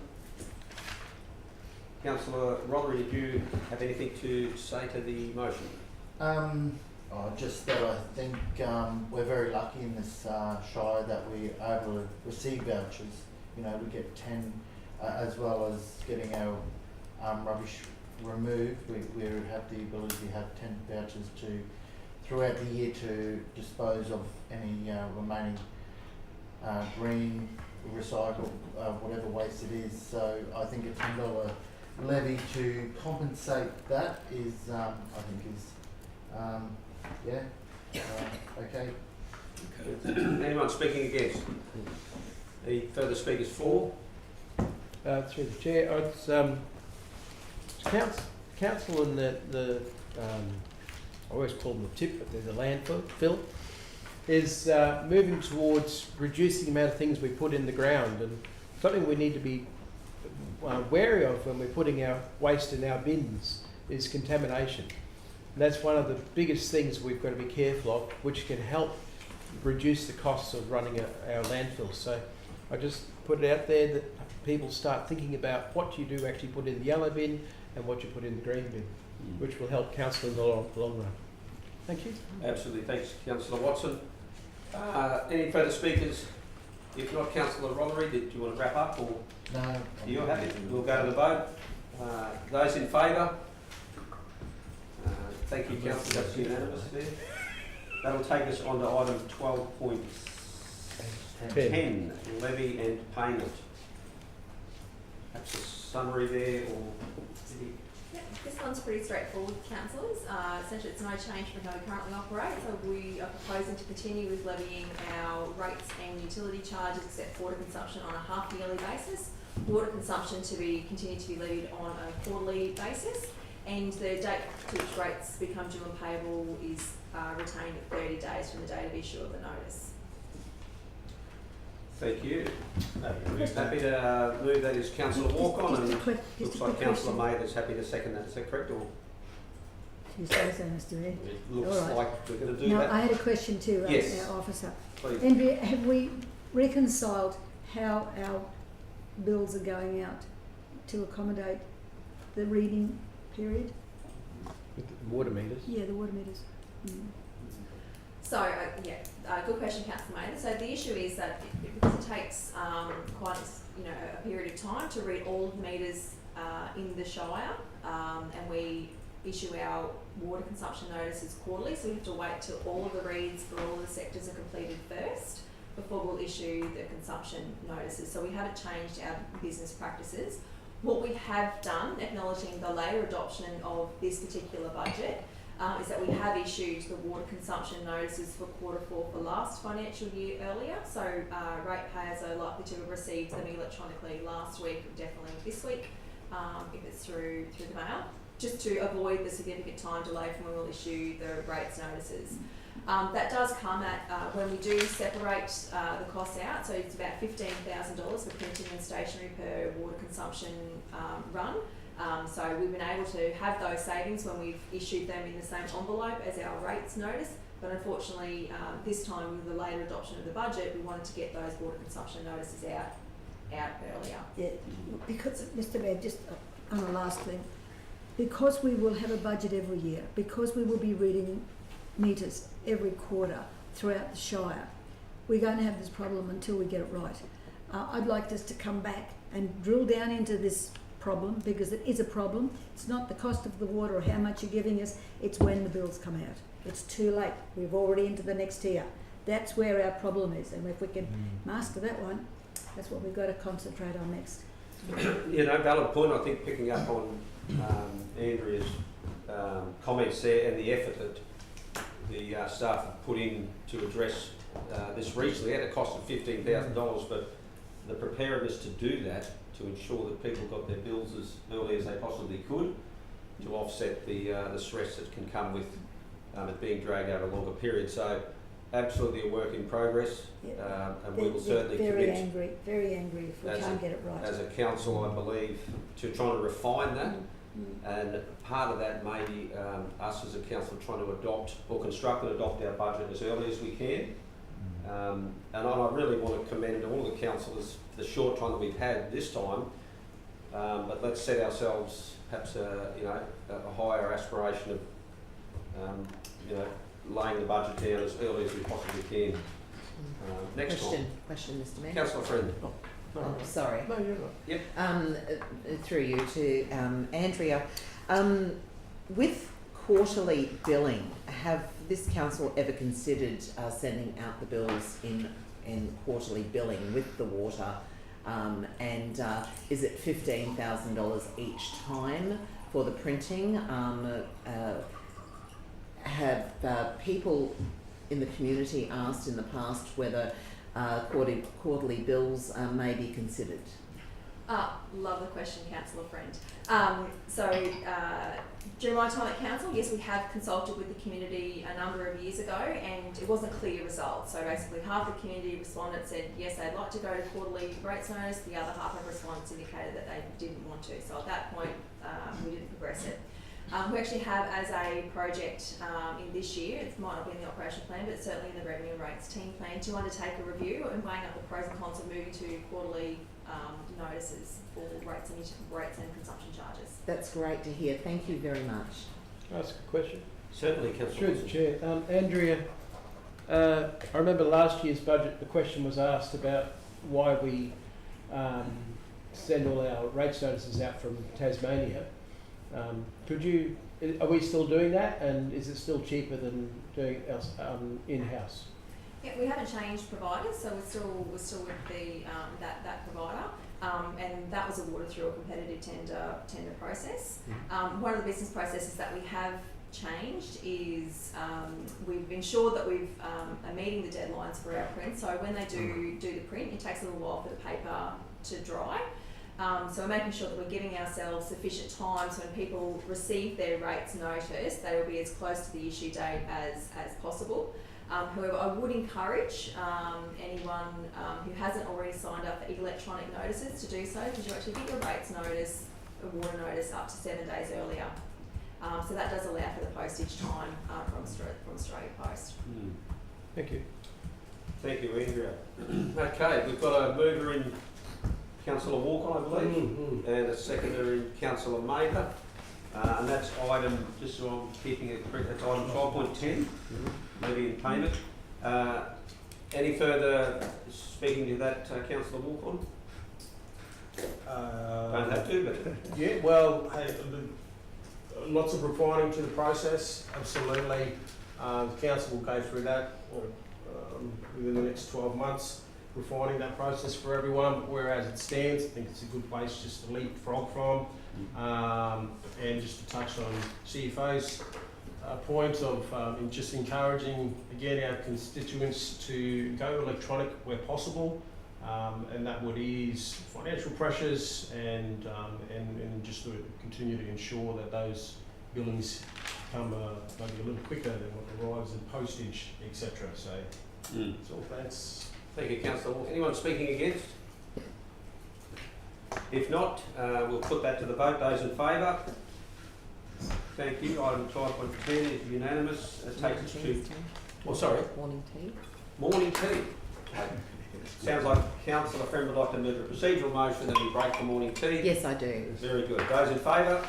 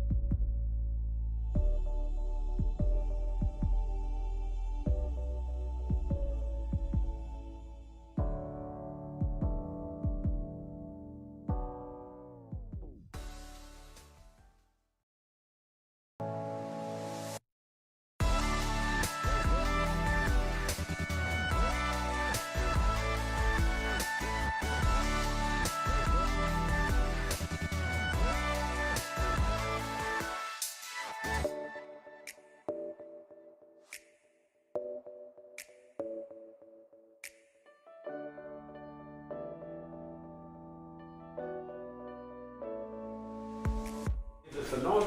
Yep. The nod being given. Welcome back, everybody, for morning tea. And to those viewing the live stream, we're going to continue on with the budget meeting, item 12.11, interest. Perhaps Andrew would like to give us a summary of that. Sure. Councillors, we're recommending to retain the current interest rate for overdue rates and charges at 7% per annum.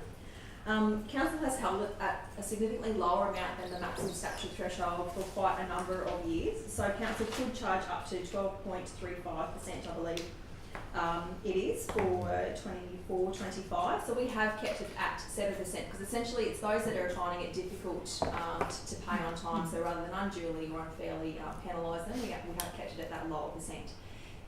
It is also applied 6 months after, so in terms of after the billing period, so if they don't pay their first rates and charges, interest won't apply until the January period. That's for that first half year period, so we're quite generous in terms of that period, and we would encourage any ratepayer who is experiencing difficulty in meeting their rate obligations to get in contact with council as soon as possible to enter into the variety of payment arrangements that we do have available. Thank you. Councillors, do we have a mover for 12.11? Councillor Mader is moving, Councillor Watson is seconding. Do you want to speak at all to that? I don't think Mader? so, Mr Mayor. I think it's very good and very generous of council, because those we were trying to help, those who are trying to help themselves, we just need to be there by their side so that we can see them through. Thanks, Okay. Mr Mayor. Absolutely. Any speakers against? Councillor Watson, did you want to? No? I'm fine. Just great to be showing interest in this. Very good, thank you. Okay, we'll put that 12.11 to the vote. Those in favour? That is carried there unanimously. 12.12, which is Discount. that particular one, the discount. Alright. Where do we stand with the discount, Andrew? Where we stood last year. So councils are pleased to report that we've retained the 10% discount for early or prompt payment of rates. That means if all the rates and charges are paid before the due date, which we've already resolved, is 30 days from the day of issue, that ratepayers will receive a 10% discount on differential general rates, sewer, water charges, waste facility charge, waste management utility charge, but does not include water consumption, the emergency service levy, special and separate rates and charges, as noted within the report. We do estimate that about 90% of ratepayers do take up available discounts, so we do budget for that 90% take up. So the estimated cost is around $7.8 million that we've afforded in discount in 24-25. Just a question, what is that, through you, Mr Mayor, what does that Thanks, equate Andrea. to, the 10% in real terms as far as generosity goes? 7.8 million. Yeah, 0.8 7.8 million. million. Just said it. What, sorry, I didn't quite hear. 7.8 million. Yeah, so $7.8 million. Yeah. Okay, thank you. I'll second that, Mayor. Thank you. Okay, any further questions? Councillors, Who if not... moved it, Mr Mayor? Peter? Who moved it? We've got Councillor Eastwood has moved and Councillor Walcon is seconding there. Councillor Eastwood. Oh yes, Mr Mayor, look, just really briefly, this is something that, whilst I'm in council, I'll endeavour to make sure that this stays in for the period of my term. I think it's so important, it brings the general rate down significantly. It also encourages prompt payment and just make the books look better, and it actually helps people having to, they don't then have to pay their 7% on the interest if they haven't paid their, because they might have got away with their 10% discount. Look, I think it's a great thing. I'm always behind the discount. It makes me pay my rates on time, and I'm sure it makes many people do the same. So I encourage you guys to pass this one.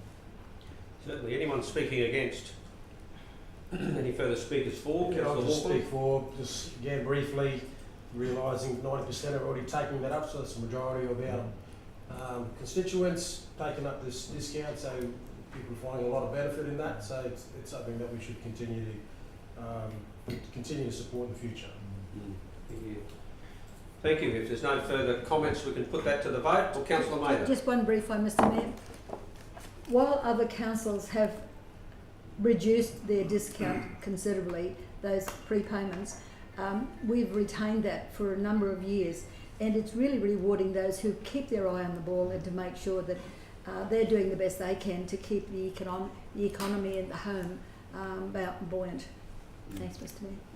Thank you. No further speakers. We'll put it to the vote. Those in favour? That's unanimously carried. Thank you. 12.13. Move, Mr. Mayor. Moved by Councillor Friend, which would be the rating, rebate and concessions I'll second that. policy. That's seconded by Councillor Watson. Is there any need for a good CFO to make any comment, or? The policy is unchanged from our current practice, so we continue to provide a maximum of 20%, so 20% up to a maximum of $300 for our pensioner rebates. We offer about $188,000 in remissions for our not-for-profit charitable organisations, and we also have a third category, which is for nature refuge agreements, which is just over $5,600 in terms of the remission on their rates. Thank you for that summary. Councillor Friend, would you like to speak more? Mr. Mayor, just a few words, because there is an estimated 2,742 eligible pensioners across our shire. It is with our due diligence that Livingstone offer the 5th highest pensioner rebate across 16 selected councils in Queensland, a larger amount of rebate than Rockhampton and the Gold Coast. And with this, our ageing population, it truly is imperative that we assist pensioners and encourage their independent living standards. So I'm very, very proud to continue to offer this rebate to our pensioners. Right. Very good. Any speakers against? Any further speakers for? Oh yes, Mr. Mayor, just briefly. I think the community is looked upon in the way that it looks after those that particularly their elderly, the disabled, and those guys that have also contributed over a number of years to their communities. And I think this is a great way of giving back in their golden years and helping make life a little bit easier for them. And so I think having this fantastic rebate that we continue to offer is a really good thing. Thank you. What are you going to do? Councillor Friend, did you want to wrap up? No, I think that's all been said, and we're doing a great thing for our pensioners. Very good. We'll put that to the vote. Those in favour? That is unanimous there. That takes us on to 12.14. Statement of estimated financial position for the year ending 23-24. Thank you, Mayor. Thank you, Andrew. So as part of an annual budget process, it is a requirement to present the estimated results for 30th of June. So just please note that at this point it was taken at a point in time before the financial statements have been closed. The team continue to work on that over the next week or so before we present to the auditors for their consideration. So these are just taken as our estimated 30th of June position, so the actual results will likely differ to this. So overall, we are going to report, we're likely to land on a more favourable operating position. So instead of a surplus of $169,000, it's estimated to be closer to $4.9 million in terms of an operating result. Cash will also increase by about $22.5 million, and that's largely due to an underspend on our capital projects as well as some other decisions. So 7.5 of that is around the Rookwood project. And conversely, our total borrowings, councillors, you've achieved the target we had set out early on in some of our rating or budget workshops in terms of achieving a total borrowings of less than $50 million. So not proceeding with drawing down any new borrowings in 23-24. You've been able to deliver on that quite quickly. And as I mentioned before, our capital expenditure is likely to land at about $28.3 million for last financial year, which is lower than the original budget of $51.2.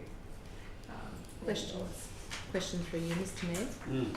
Thank you, Ms. Andrea. Just could we go back to your first statement? I think I missed something. We were going to end up $174,000 in deficit. Could you expand on that? So the original budget, yes. This time 12 months ago, the original budget was $169,000 surplus. Yes. And it's going to be a $4.9 million surplus. So I just want to apologise that the notations haven't transposed quite as neatly as I thought with the attachments. So it might be a little bit difficult to read the supporting commentary for all of the variances. But essentially, the improved operating result, there's been some ups and downs all over the place in terms of our operating results. So we've done really well in terms of interest revenue. So that's because we've had higher cash holdings. We've also been able to maximise our investment opportunities through taking up some short-term investments during the period, as well as the higher cash rate. On the flip side, we did not receive the prepayment of the financial assistance grant, so they probably pretty much netted each other out. We've also had some large operating costs that we haven't needed to expend, so some contract milestones haven't been met. We hadn't used as many contractors as we had anticipated, and we've had some operating revenue, so we've done reasonably well with the increase in development building activity, so those fees and charges have increased. So all of those things combined are looking to be a more favourable operating result than what we had originally adopted. So the bottom line for surplus? Estimated to be $4.9 million Okay. when we prepared this report. Thank you so much. For last financial year. For the last Yes. financial Yes. year. Yeah. Okay. So this is the estimated position for 23-24. So, and the reason, and I'm sure the reason we do this is that closing position informs the budget that you're about to adopt for the next financial year. Yeah. So you really do need an understanding of where you're going to end up in terms of that the previous financial year to help inform the subsequent budget and long-term financial forecast. So that's why this one is a separate item. In previous years, I've actually presented this as a revised budget, but because we've gone past 30th of June, we can't adopt a revised budget for a year that's already gone. That's why it's been in this time, it's been presented as an estimated position. However, 12 months ago, when we adopted the budget in June, it was presented as a revised budget. Certainly. So the bottom line, and we'll probably get to that when we adopt the overall budget in the last agenda item, but what is the surplus or deficit for this coming financial year that we are about to adopt? Yeah. So the flow-on effect with all the decisions, it's likely to be it's been presented, as a deficit of $175,000 Okay. for 24-25. Thank you. Another question, thank you. Page 140 talks about assets, current assets, internally restricted cash, externally restricted cash, and unrestricted component. So I just want to drill into that. Could you please explain for myself and anyone viewing online what the internally restricted as opposed to externally restricted cash means? Yeah, great question. The externally restricted cash means that council has external obligations that we're required to meet for those cash. So those things are unspent capital grants and subsidies, could include unspent loan funding, or unallocated or unspent developer infrastructure charges. So they're the three larger components of the externally unrestricted cash. I think it's also, we've got the waste levy in there as well for that. So we've got external obligations on how to spend that cash. That's the externally restricted cash. So the internally restricted cash is that council has made a decision that it would like to set aside funds for future activity. So a really good example of that is the provision for the future rehabilitation of the landfill at Yeppoon. So that's quite an expensive project. So we have made sure that we've got funds set aside for that one in particular. Sure, thanks Andrea. Also unrestricted component, there is a variance from the original budget of $10,474,000. What is this variance? It's accumulation of things.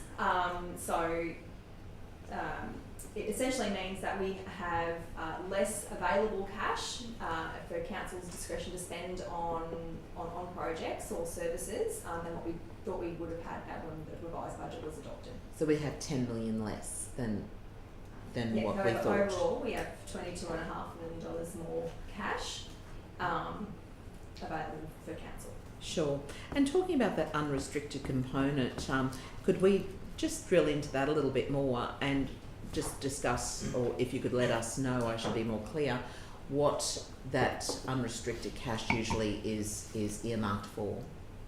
Yeah, so another good question. So unrestricted cash means that it's at the discretion of council how they want to use that, although it is with some caution. So we do need to be able to operate our business for 4 months. So we need to have sufficient working capital for that, which is $20 to $30 million that we need to have for that. Another element of that would be funds set aside for replacement of existing infrastructure. For those types of things. Okay, thank you. Councillors. Item 12.14, statement of estimated financial position. Do we have a mover for that? Looks like Councillor Eastwood. Me, Mr. Mayor. And Councillor Rother, you're seconding. Councillor Eastwood, do you want to speak to that at all? Or? Not really, Mr. Mayor. No. It's always nicer to move the fluffy stuff, but this is the bones. This is the important stuff and the backbone of where we sit financially, and so it's I'm quite happy to put it forward, Mr. Mayor. Okay. Perhaps the only question I just wanted to qualify was just in terms of the delivery of the capital project, in terms of percentage-wise, Andrea, or if that's not available at a later date, but just really conscious of tracking that, I guess, for the year ahead. So where we've finished up for the last 12 months, how much of that we truly delivered? Yeah, so what we'll do is we'll look to get that information to the Infrastructure Standing Committee in terms of that breakdown. I think it is important to note that at any one point in time, especially last year and going into the next couple of years, we've got some really big projects that are multi-year projects. So when you are looking at the approved capital budget, we do need to bear in mind that a lot of these projects will span over a number of years. So it will really just to be about the cash flow of those projects rather than a true rather than not delivering on the capital program. You know, I guess in many ways it's having that explained in a way that it can be interpreted in that context to understand where the projects are up to, how much, which a lot of the information is obviously provided to us, and the clearer that can be, the simpler it can be that we can convey to the community as well, as always appreciated. So, so we were just waiting. Sorry, Mayor. We were just waiting for the wrap up of the final accounts to give you the final dollars. And do that wrap up with councillors. Because this year's flag capital budget's 448. Yep, it's not a big number. Okay. All about delivering for our community. So, okay, we've got a mover in Councillor Eastwood, second in Councillor Rothery. No further debate. We'll put that to the vote. Those in favour? Thank you there. Moving on to 12.15, which is all about debt policy. Thank you. Any comments on that one there, Madam CFO? This one's pretty straightforward. We're not proposing to take on any more debt, in particular for the 24-25 financial year, nor over the forecast period. However, councils would know that if circumstances change, we can always amend the policy for that. You can see in the graph that's contained within the report, the trajectory is a downward trend, and over the next 10 years we'll pay out 3 of our 5 existing loans. Thank you very much. Questions, councillors? Yeah, thank you, Mr. Mayor. Through you, Andrea, looking at that graph that you've just mentioned on page 145, so in 10 years' time, our debt will be less than $10 million. Is that correct? Correct. So okay, and so we're not proposing. We've already resolved not to take on any more debt in 24-25, 23-24. However, with this landfill cell and the external funds that have been put away for it, will we be looking at obtaining more debt for the landfill cell? So there was a recent resolution of council which actually submitted for Works for Queensland, I believe, that we're actually looking to use Works for Queensland funding for the construction of the new cell as opposed to taking on new debt. So where we can optimise those opportunities in terms of, we will minimise our reliance on external borrowings for debt. Yes. But that's not to say that debt is a bad thing for councils either. There is an element around intergenerational equity, so the assets that you build now, especially those long life assets, are extended over generations. So, therefore they are making a contribution towards the capital cost of those. What this does say is that there is opportunity for council to take on debt for the right assets, and our preference is for income generating assets. You can only do it for capital. You can't take on borrowings for operational requirements.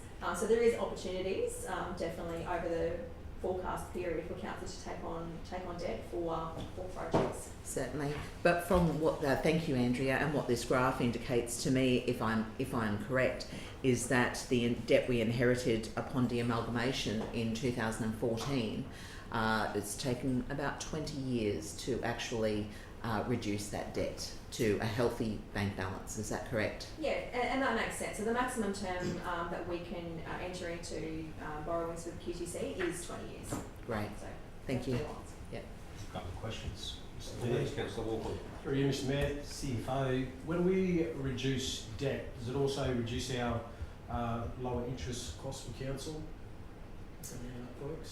So because it's no new debt, we had already planned to have on this interest and debt service repayments. So it's the fact that we're not taking on new debt over the forecast period that absolutely we're saving on interest expense. Just reducing it? Yeah. Yeah. Yeah.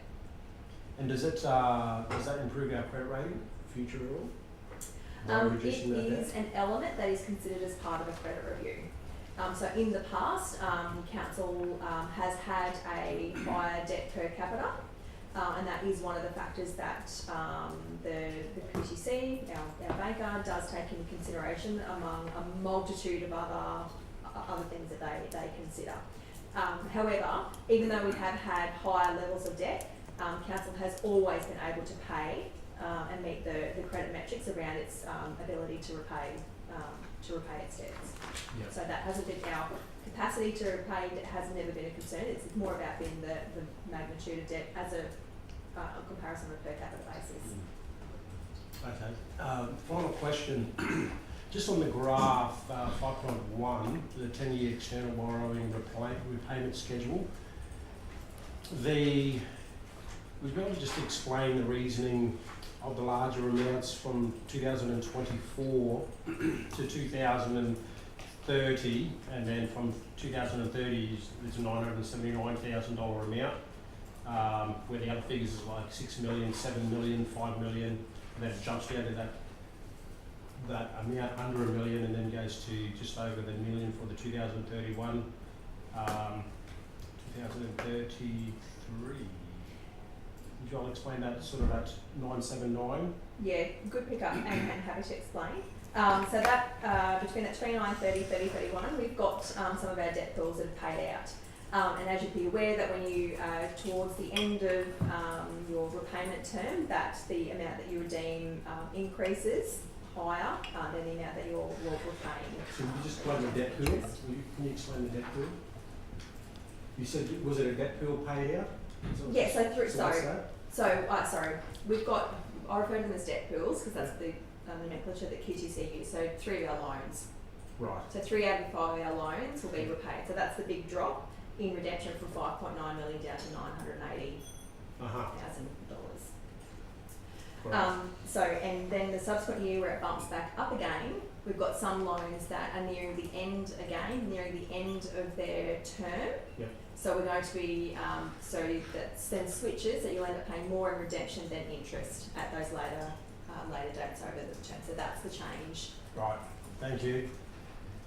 Very good. Councillor Walker. I move, Mr Mayor. Moved Councillor Friend, seconded Councillor Watson. Any debate? No. No. Okay, if that's the case, we'll put it straight to the vote. Those in favour? That is the debt policy supported unanimously. Thank you. It takes us on to 12.16, which is the significant matters of business activity. Page 152. All right. Thank you, Mayor. So you would have heard me speak on a number of different occasions today around our requirements under the Code of Competitive Conduct, full cost pricing, national competition policy. So this is essentially the resolution that gives the direction for us to do that. So we do have to acknowledge that we do operate a number of business activities. Some of them are prescribed by legislation, so those are our significant business activities, being water and sewer operations. And waste will actually change this year from being a prescribed business activity to a significant business activity because of it's exceeded the expenditure threshold. So that is really the only change from last year to this year. We also have a number of services that we do provide that are in competition may not necessarily be within the town, but certainly within the region for others. And they are caravan parks, car parking, car wash and cemetery operations. So for those, we do look at them in terms of assessing their expenditure to see whether they've exceeded the thresholds. And if they don't, then we still ensure that the fees and charges that we set for those are still meeting the commercial activity requirements under the various legislation. So essentially the only real change from last year to this year is just noting that waste operations are now considered a significant business activity. However, it doesn't change our underlying pricing regime for that, because council had decided, I think it was about in 2017, to apply full cost pricing because it was nearing that threshold anyway. So we've been applying those full cost pricing principles for a number of years to our waste operations. A question through you, Mr. Mayor. Yes, Councillor Freeman. Thank you, Andrea. On page 53, under background, the second paragraph of the background, each financial year council is required to decide by resolution whether the Code of Competitive Conduct is to apply to each of its business activities which are prescribed under the local government regulation, etc. Council may also voluntarily elect to apply the Code of Competitive Conduct to business activities that are not prescribed business activities in accordance with section 47(9) of the Local Government Act. So a couple of things. What are those business activities that are not prescribed, and we're not voting to voluntarily elect to apply the Code of Competitive Practice to those that are not prescribed? So the water and sewer and waste operations are significant business activities, Yep. so they're prescribed. We're specifically listed in the regulation for our building certification activities, so they're also a prescribed a prescribed business activity. So there's other business activities that have been identified, which are the caravan parks, car park, car wash and cemetery operations. Under point 11 of the recommendation, we'll note that they are business activities, but they're under the prescribed thresholds, so we will not be applying the levels of competitive reform for those. So. Certainly, but in future, just to clarify, if council wanted to, they could through resolution. Absolutely. Okay. And so we will monitor them on an annual basis to ensure that they don't. So once they exceed the expenditure threshold of $340,000, the recommendation will be that it does apply. The Code of Competitive Conduct does apply, but we'll just continue to monitor them. Thank you. Yeah, question, Councillor Watson. Through the chair, Andrea, I'm wondering why caravan parks are still in this list when we've leased out all of them now. I don't understand why they're still there. Why it's still there? Is there something I'm missing, or? So it's still a service that council has, and how we deliver that service is through leasing. So we still have to look at it as an activity. Okay. Thank you. Thanks, Councillor Watson. Okay, councillors, we have a mover there for this particular item. It's Councillor Maida, thank you, and seconded Councillor Walker. Thank you. Would you like to speak at all to that, Councillor Maida? I don't think there's too much to be said, Mr. Mayor, thank you. Okay. Our new members will come across all the intricate pieces of operation as time goes by, thank you. Yep, certainly. Anyone want to speak against? No further speakers for? If not, we'll put that to the vote. Those in favour? That item is unanimous. Thank you. And that takes us on, I believe, to our last 217, adoption of 24-25 budget. item of this budget. 12.17, adoption of the 24-25 budget and long-term financial forecast. I believe that Page concludes our budget, this particular report. So perhaps Andrea, in keeping with today, would you like to give us any summary at this point in time? I'd love to do this I'm last sure one. you would.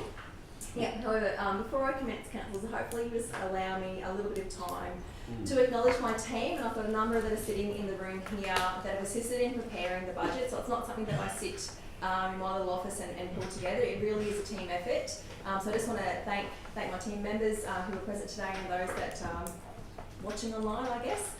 I also want to acknowledge the efforts of the organisation, so the budget managers, who've been really flexible in adapting to some new systems and business processes that we've had to implement in order to provide their budget submissions this year. Lastly, councillors, I just want to thank you for your time. So we've met on 13 different occasions, spread over 11 different workshops in a really short period of time that commenced on the 9th of April. So I do appreciate the time and allowing the time in your very busy schedules to attend the budget workshop sessions as part of your onboarding program. So thank you. So instead of talking to a report, I do have a presentation that I'd just like to go through, which does summarise the budget rather than reading through 4 sets of financial statements, although I'm very happy to walk you through those as well. So in a nutshell, we are quite a large operation. So we have about $1.3 billion worth of assets on our books. Our budget that we're presenting today for 24-25 is $168 million, which does include a $48.1 million capital program. In terms of our operating result, we are forecasting an operating deficit of $175,000. Borrowings will continue to reduce down to $42.4 million over the next 12 months. In terms of our ratepayers, so at the moment we have 18,538 rateable assessments, and that is increasing at about a 1% increase per annum looking at the historical trends. We do have a very robust workforce, so we currently have an approved established FTE of 366.85 people, but we do know that we do supplement our workforce by about 40 temporary or short-term contracts at any one point in time. Of all of that, we do spend about 28% within our local economy. So just looking at our capital works and our operational costs, so excluding salaries and wages, that looks to be about $25.5 million that this council will invest directly within businesses located within Livingstone Shire council boundaries. We do, as I've mentioned today, we do generate generate income from a number of different sources. So our net rates and utility charges clearly contribute the majority of our funds, and that's about $95.95 million. So council will continue to provide a 10% discount, as I mentioned earlier, on general rates and utility charges. We also provide up to $1.1 million in rate rebates for pensioners, sporting and not-for-profit groups. Our grants and subsidies are just under $7 million, which contributes 6% of our operating funds, and that is largely from our Commonwealth Government Financial Assistance Grant at $4.4 million. And we are really fortunate to receive a variety of other grants and subsidies for community support and development programs, libraries, youth programs, our regional arts development funds, and we do get some funds back from our fuel tax credits. Fees and charges will contribute about $6.4 million. This does come from a user pays approach where customers directly seek services from council or contribute towards a particular service provided by council. So for 24-25, the budgeted fees and charges are on par with previous years, and a really conservative approach has been taken estimating the activity of council, estimated activity within the region. So we will monitor that as we do every year. Sales revenue is another one that does stand out, so that's looking at about $5 million. In most years that would actually include sale of land from our development that council does. However, this year it is really predominantly around our some contracting opportunities of work that we do have, including a TMR contract for the extension of the Tamby Road footpath. Interest received is going to be sitting at around estimated to receive about $4.2 million. So we do target an investment returns of 0.5 above the current cash rate. And we just do receive some other income and rental income from commissions, recoveries, and leasing and rent of other variety of building facilities and services to community groups. The average residential ratepayer, so this is just to highlight just the average residential ratepayer. So you can see for this particular property, the valuation has increased by nearly 26%, but the overall the net increase for this average ratepayer using an average consumption of 320 kilolitres is sitting to be around 3.26% or $3 a week. What we do know is about 60% of our residential ratepayers will pay $200 or less before discount, but that does exclude their water consumption. We have increased the first tier of water consumption to 90 kilolitres, so that's up from 30 kilolitres. does include the new $10 residential waste facility charge and the reduction in separate charges. Our operating expenditure is a little less busy, a little bit more simple. So materials and services, the major expense items here are repairs and maintenance of our infrastructure, plant and equipment, parks and buildings at $13.6 million. We have some large contract costs for waste disposal and collection of approximately $7.6 million. Costs associated for electricity, fuel and insurance are sitting around $5.4 million. Bulk water purchases of $4.8 million, and we have some consultancy costs for all services across the organisation at about $3.1 million. Employee benefits are the operational costs, which does include council's remuneration and includes all employee-related expenditure items, so not just salaries and wages, but also includes superannuation, leave entitlements, fringe benefit tax, investment in training and development, and workers' compensation insurance. So employee costs have increased in the 24-25 budget, and that is related to forecast certified agreement increases paid to all award employees, as well as efforts around filling some of our really hard to fill vacancy roles and technical roles, and actually across the board, so to filling all of those. So as with previous years, the capital works program does have a significant day labour component, and we do account for that as well. Depreciation, amortisation is essentially representing the value and the decline of the asset. This is impacted by age, condition and disposal of existing assets, as well as the purchase and construction and any new values of the assets. There will be change in this particular line item as we continue to review and improve the level of detail in our asset management plans, as well as reviews of our replacement costs and our useful lives. Finance costs, they're lower than what we had originally forecast because we've not taken on any new borrowings in the previous financial year. So interest expenses to be around $2.2 million and has increased by about $300,000 as council continues to pay down our existing debt. In terms of our capital works program, so we've got some large investments in roads and drainage. So as I said, this is one of those programs that does have a number of multi-year projects. Bridges, we've got some $3 million invested in site improvements, $2.2 million for land development, so that's for future stages out of the gateway, another $2.2 for water, $13.5 million in wastewater, which does include infrastructure at Great Keppel Island, 5.8 on buildings, which does both buildings and site improvements. Both have components for the upgrades at the Yeppoon Aquatic Centre or Kui Bay, as well as replacement of existing fleet of $2.7 million in our plant and equipment line item. Our balance sheet is also known as the statement of financial position if you're looking in the attachments. So this lists what council assets are, so the things that we own, less the liability, so the things that we owe, and these determine the net worth of council. So as you can see, and not surprisingly, that the largest component on our balance sheet on our asset space is our property, plant and equipment, so that's the element that's worth $1.3 billion. And conversely, on our liability side, the largest component we do have there is our borrowings, so 60% of our total liabilities.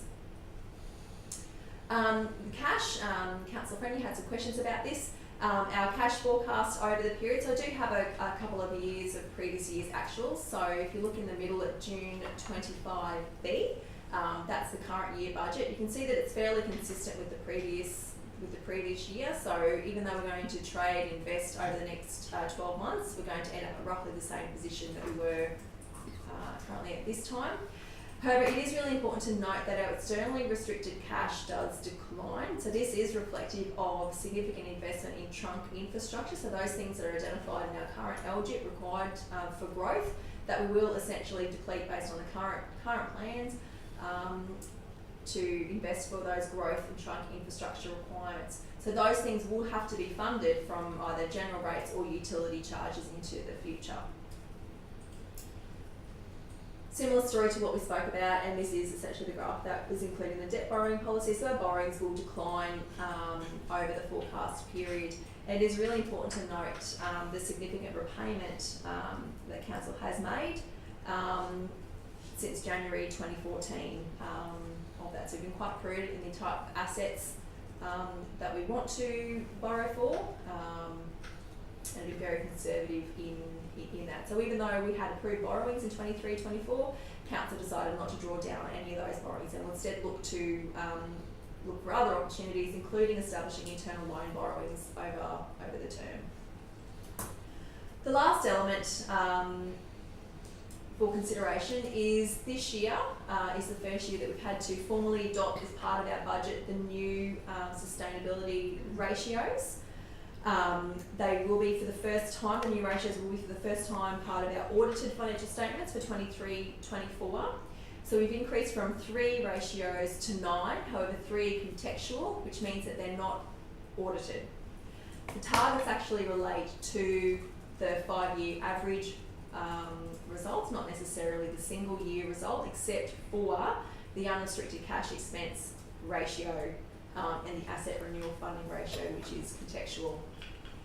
So in terms of the single year approach, we just have to monitor the operating surplus ratio. So as I mentioned, the deficit of 175,000 will result in a negative 0.1% operating surplus ratio. Is that me, Lucy? We're slightly below or behind the target also for the asset sustainability ratio. So our target, being a Tier 4 council, has decreased from 90% down to 80%. So our single year result is 74.4%. So as I alluded to earlier, we will continue our efforts to ensure that our renewal programs are aligned with our asset management plans, and you can see that from our stronger result in the asset renewal funding ratio. And this is one that I really do like, because it actually looks at our renewal investment program and compares it against our asset management plans. So the things that we plan to do for renewal, are we actually forecasting and planning to do that? These slides will go up on our website, councillors, so we will have the attachments for the 2 items that aren't highlighted on there, but hopefully you found that a little bit easier to digest rather than having to read through the detail of the financial statements, although I am more than happy to answer any questions that you might have on the statements. Thank you. Just got a question, what actually, with the technology officer, actually, does everybody get to see that? Yep. Yep, beauty. Thank you. Thanks very much for that summary, Andrea. Any questions? Yes. Councillor Friend. Thank you, Mr Mayor, through you. So, Andrea, because we're resolving today to accept an operating deficit of $174,000, how is the long-term outlook proposing to be small to moderate operating surpluses in the coming financial years? How do you propose that? Yeah, so based on what we know now about 25-26, we are forecasting a surplus of $37,000 in 25-26, so we'll return back to surplus. And whilst they are for most people large numbers to consider, we are forecasting surpluses for the remainder of the forecast period. So we are looking at $2.8 million. I know that is a large sum of money.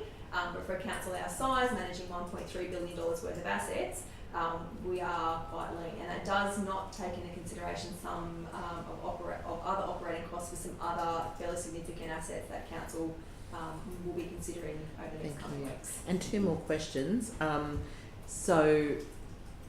does this particular deficit impact Livingstone's overall ratings with the Queensland Treasury Corporation? Yeah, really good question. So one-off deficits are fine. As much as a CFO I'd like to see it always be a surplus, so one-off deficits are fine. Councils will often experience more challenges when there are continued and ongoing deficits, and in particular if they're quite large numbers. So what that essentially means is they'll end up running out of cash.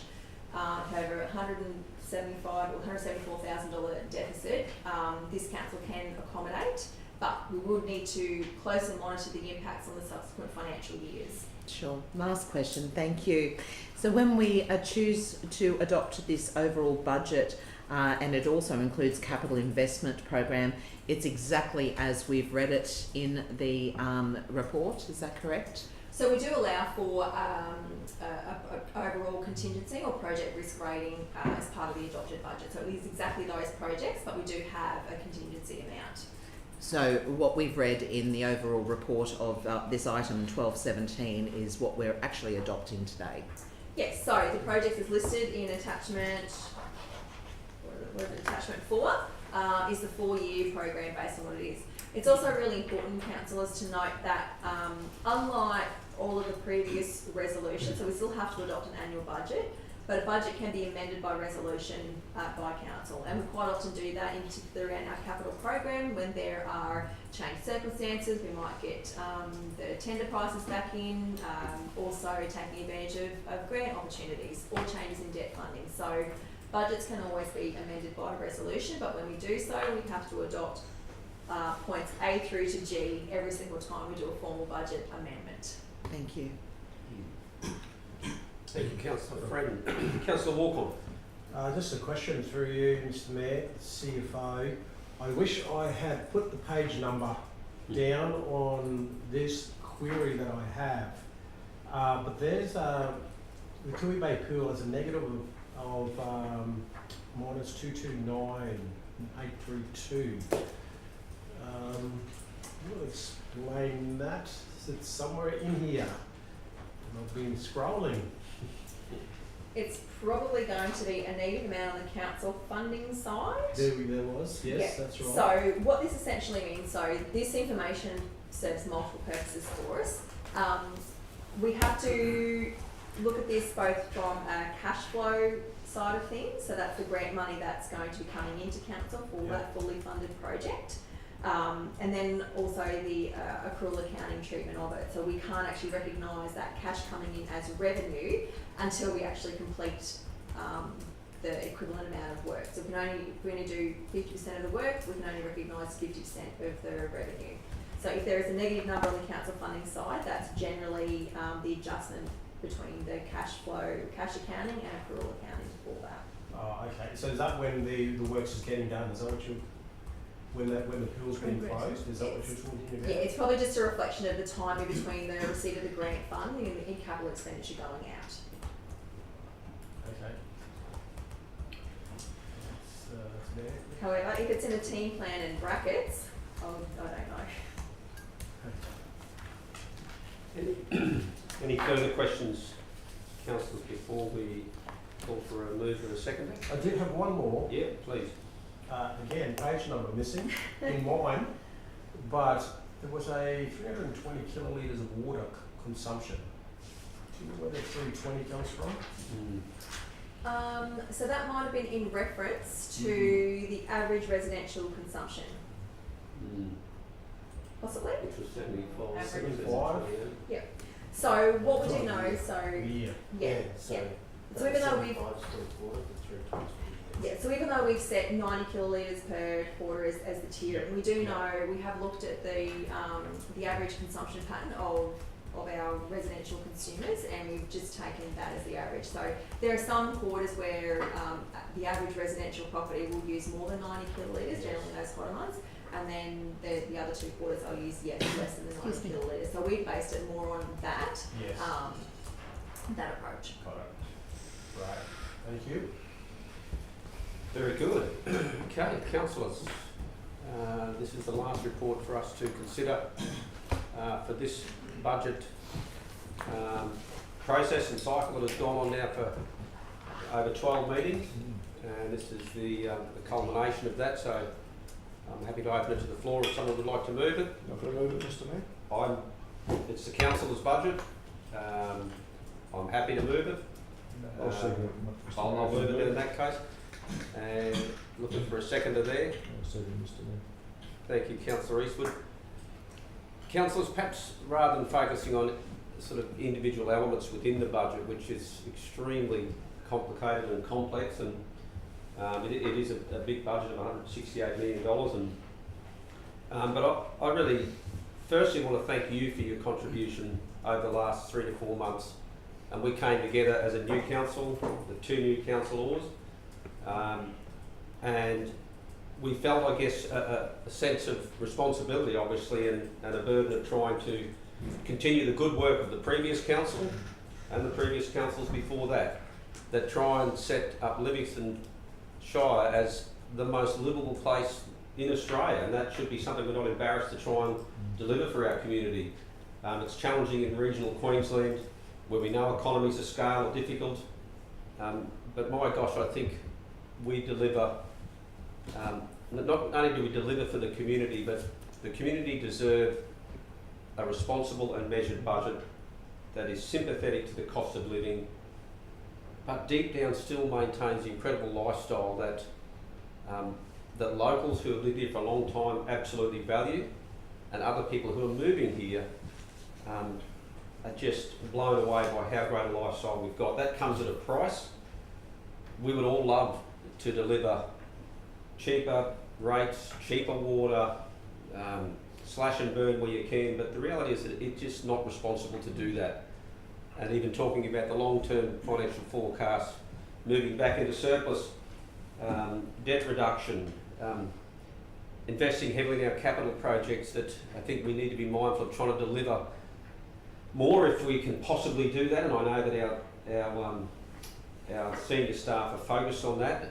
I want those staff to know that we are behind you, we value you, we respect that it's, as you look at our job as being a difficult job, which is often commented on, and we also respect that your job is challenging in the areas that you are responsible for. But please be reassured that we have your back, and we want to support you in this budget over the next 12 months by virtue of being disciplined in times that will come up when we consider different directions in spending.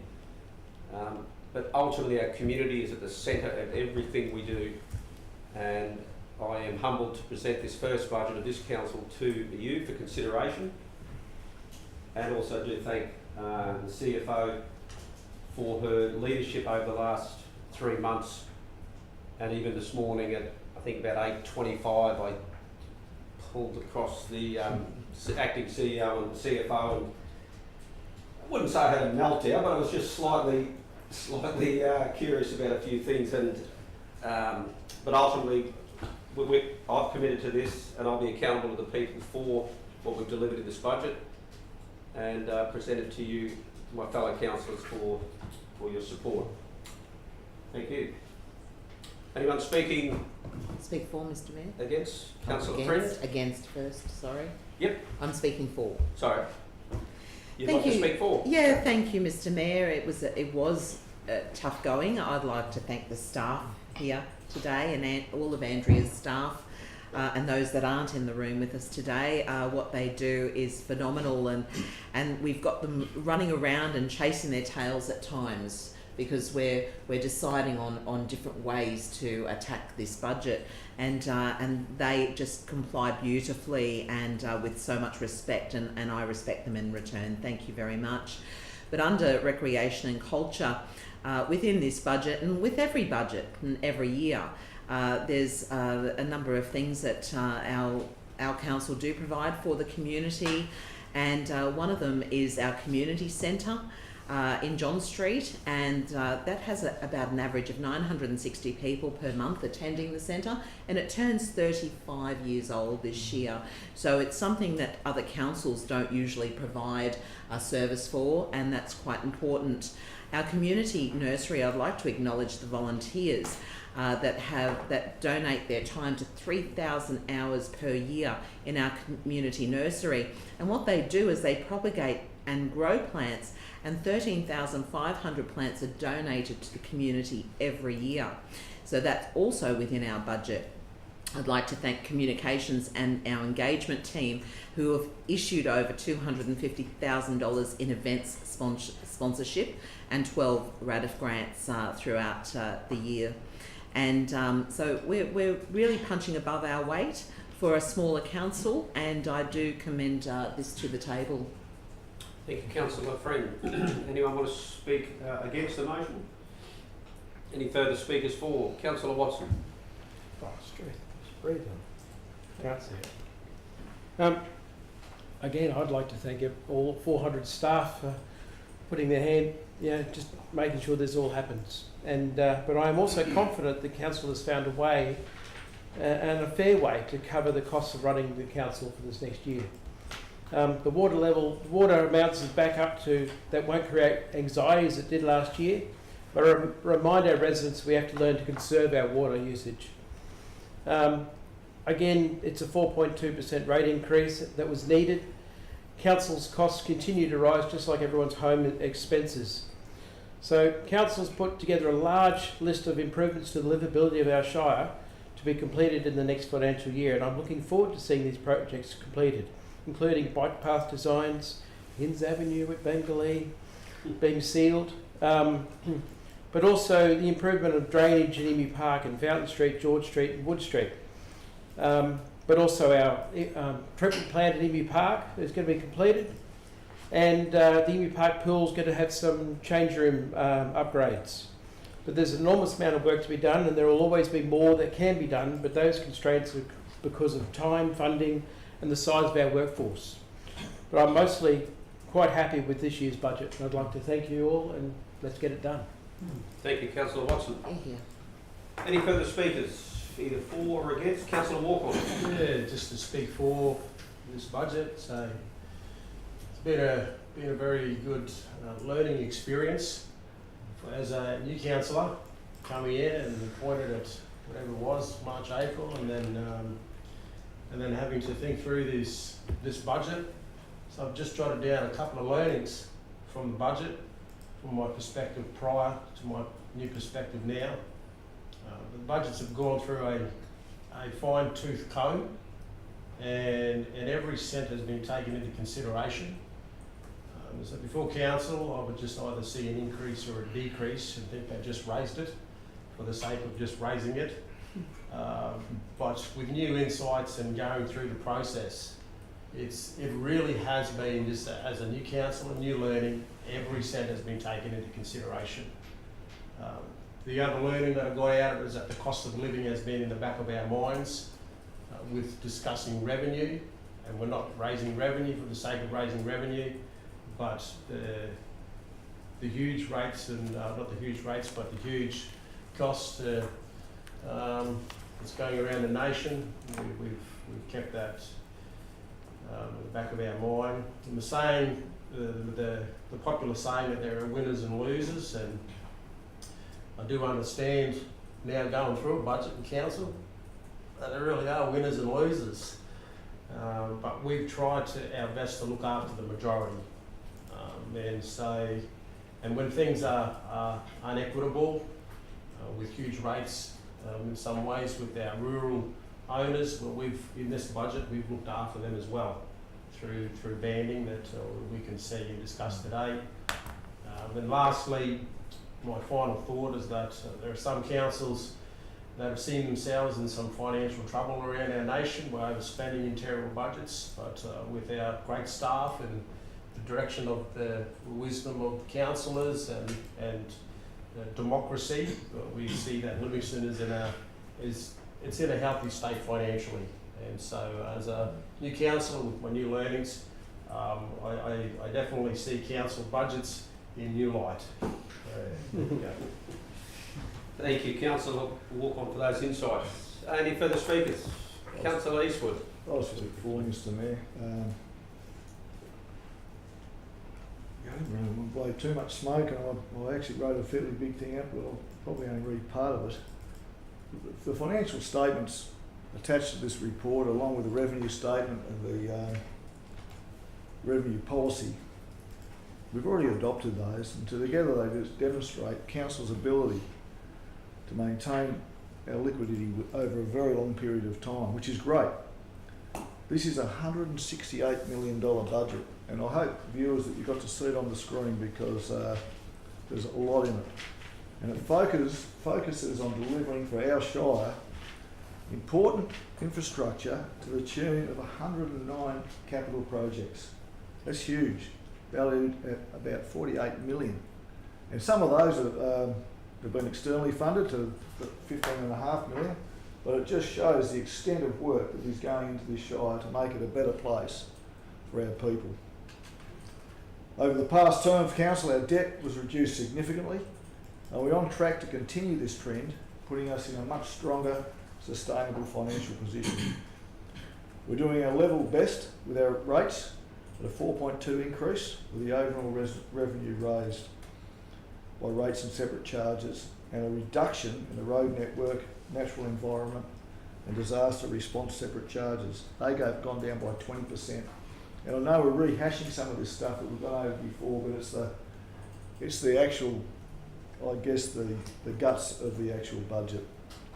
We've managed to maintain our 10% discount and a 20% rates rebate for pensioners, and that's great. The average residential property will see a combined increase of all rates and charges by only about $3 a week. So we've tried to keep that as low as we can. I remember the last council when we first got in, we had the first term we had a 0% rate increase, and I think we paid for that over the next 3 budgets. So this is a conservative, good budget. The average primary production property will see a combined increase of around only $5, a decrease of about $5.40 a week, which is fantastic. We're still going to continue to provide the waste vouchers to our residential properties, and we've worked hard, and we've spoken about this already today, with our water modelling, so that the average property will actually only see, will see an actual decrease in their quarterly consumption by about $3 a quarter. And I also just urge our viewers and those that are interested in council to try to conserve our water. I know it's hard at times, but it is one of our assets. We have a small deficit of $174,000, and thanks particularly to our CFO, our officers, thanks guys, our fellow councillors, and for everybody else that has been involved in this budget to put this council in such a great position as we move into the new financial year. Thank you. Thank you, Councillor Eastwood. I'll just say one.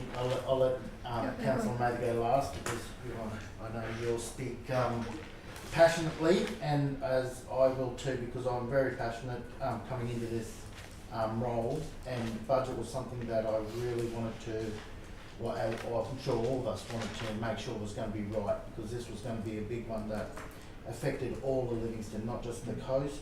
And I think going into it, I'm sure the Chief Financial Officer is aware that there was a lot of frustration, stubbornness, joy. There was a lot of it all in there. There was over a dozen times we got to meet over this. But looking at what we've been able to present, I think it represents everyone all over Livingstone has some advantage in this budget, and that's what we really set out to. Right at the start, we put what we, as councillors, what we wanted, what we really wanted to push in it, and I think looking at this, I think we got to, I think majority, if not all of it, in there in somehow. So I just again want to thank the Mayor, all the councillors, especially the staff, the CFO and her staff. I think it's been a long but a very good outcome. So I'm very happy with what's been presented to the community. Thank you. Thank you, Councillor Rothery. Councillor Thank you, Mather. Mr. Mayor. I can't top any of you. So I'll just reiterate on a few points that I'm passionate about, as you say. Since with the amalgamation, de-amalgamation and the boundary change that was very close to the wind, we've gone and wasted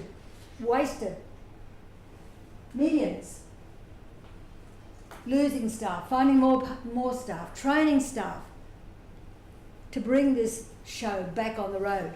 10 years it's almost taken us. To have a small deficit like this, it's a piece of cake.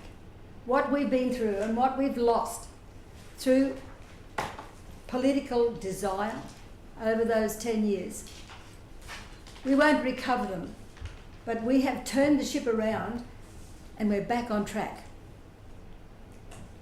it hasn't come without sacrifice. And I would urge all councillors and staff to be mindful of that.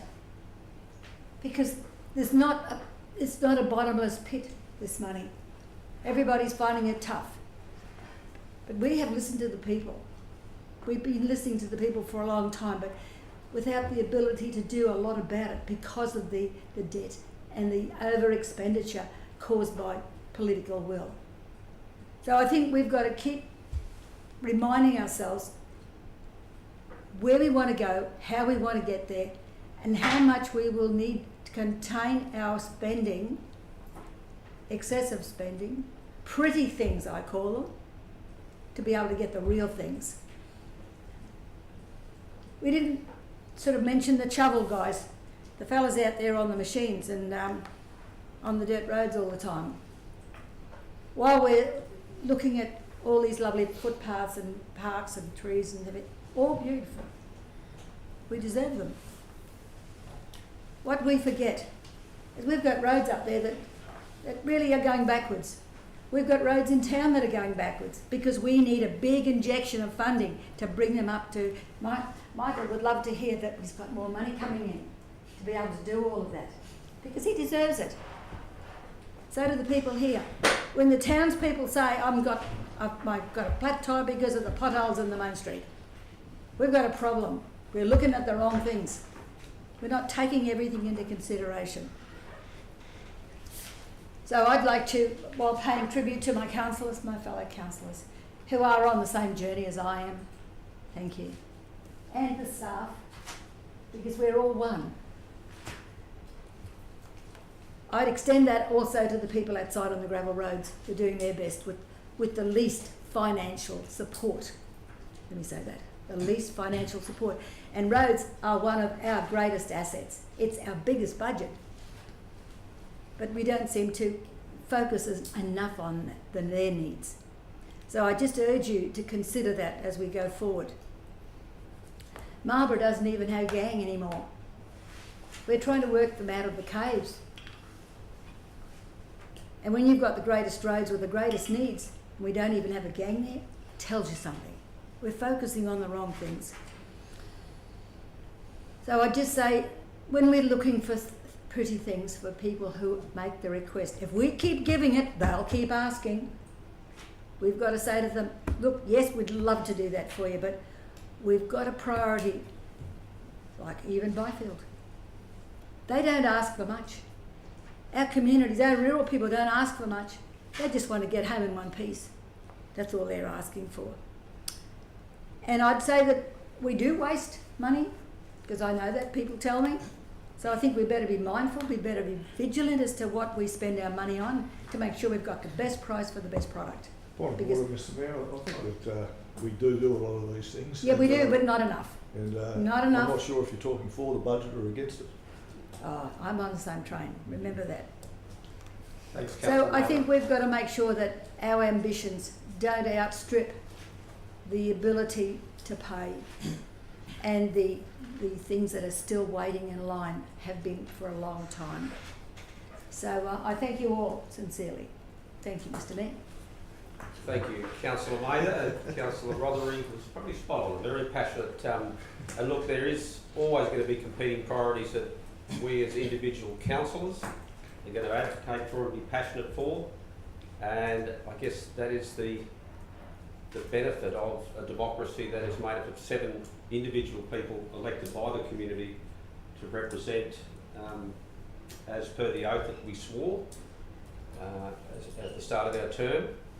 And I hope that we've displayed that attitude throughout this budget process, and ultimately in the decisions that have made that form the papers that are there and the words and the numbers on the page, which informs our staff of where our revenue will be spent. And I hope that those priorities are reflective of what the community will also be appreciative of. Like, thinking of those rural roads, my understanding we've increased $450,000 into our rural road maintenance by increasing quality of our gravel, and in an attempt to try and see better Big catch up. road That's what networks. it'll be. May well be catch up, but it's a step that we want to take. We have got certainly a growing community, and there's changing attitudes that come with every single person that moves here has an opinion on how each one of you and me should run this council.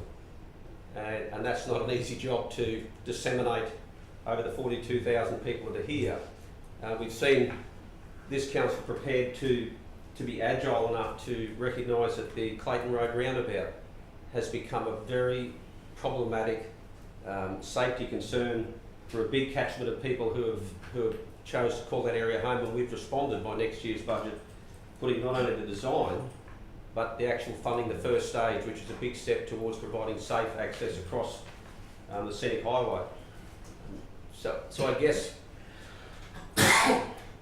we've tried to demonstrate a keen ear to the needs and wants of the community and try and reflect them in this budget document.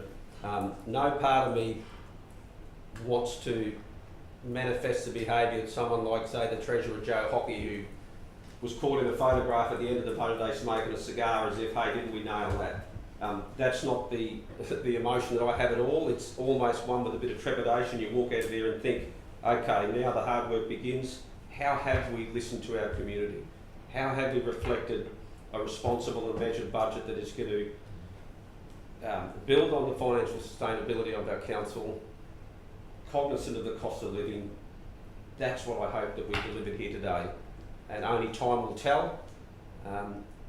There's always critics, we know that, but I hope that the majority of people respect that the decisions made in this budget have been with them front and centre of our decision making. So, in conclusion, thank you councillors, thank you acting CEO Alistair Dawson for your 7 days of contribution towards this, and most of all thank you but thank you to Andrew and her team. This is when they step up and give us every available direction that we actually still have to choose, but they give us the best advice that they possibly can. And I am humbled to be to now go to the vote and ask my councillors for their support for this final resolution of today. So we'll put it to the vote. Those in favour? Looks like that's unanimous. So that concludes our meeting, our budget for this year, and I look forward to the year ahead.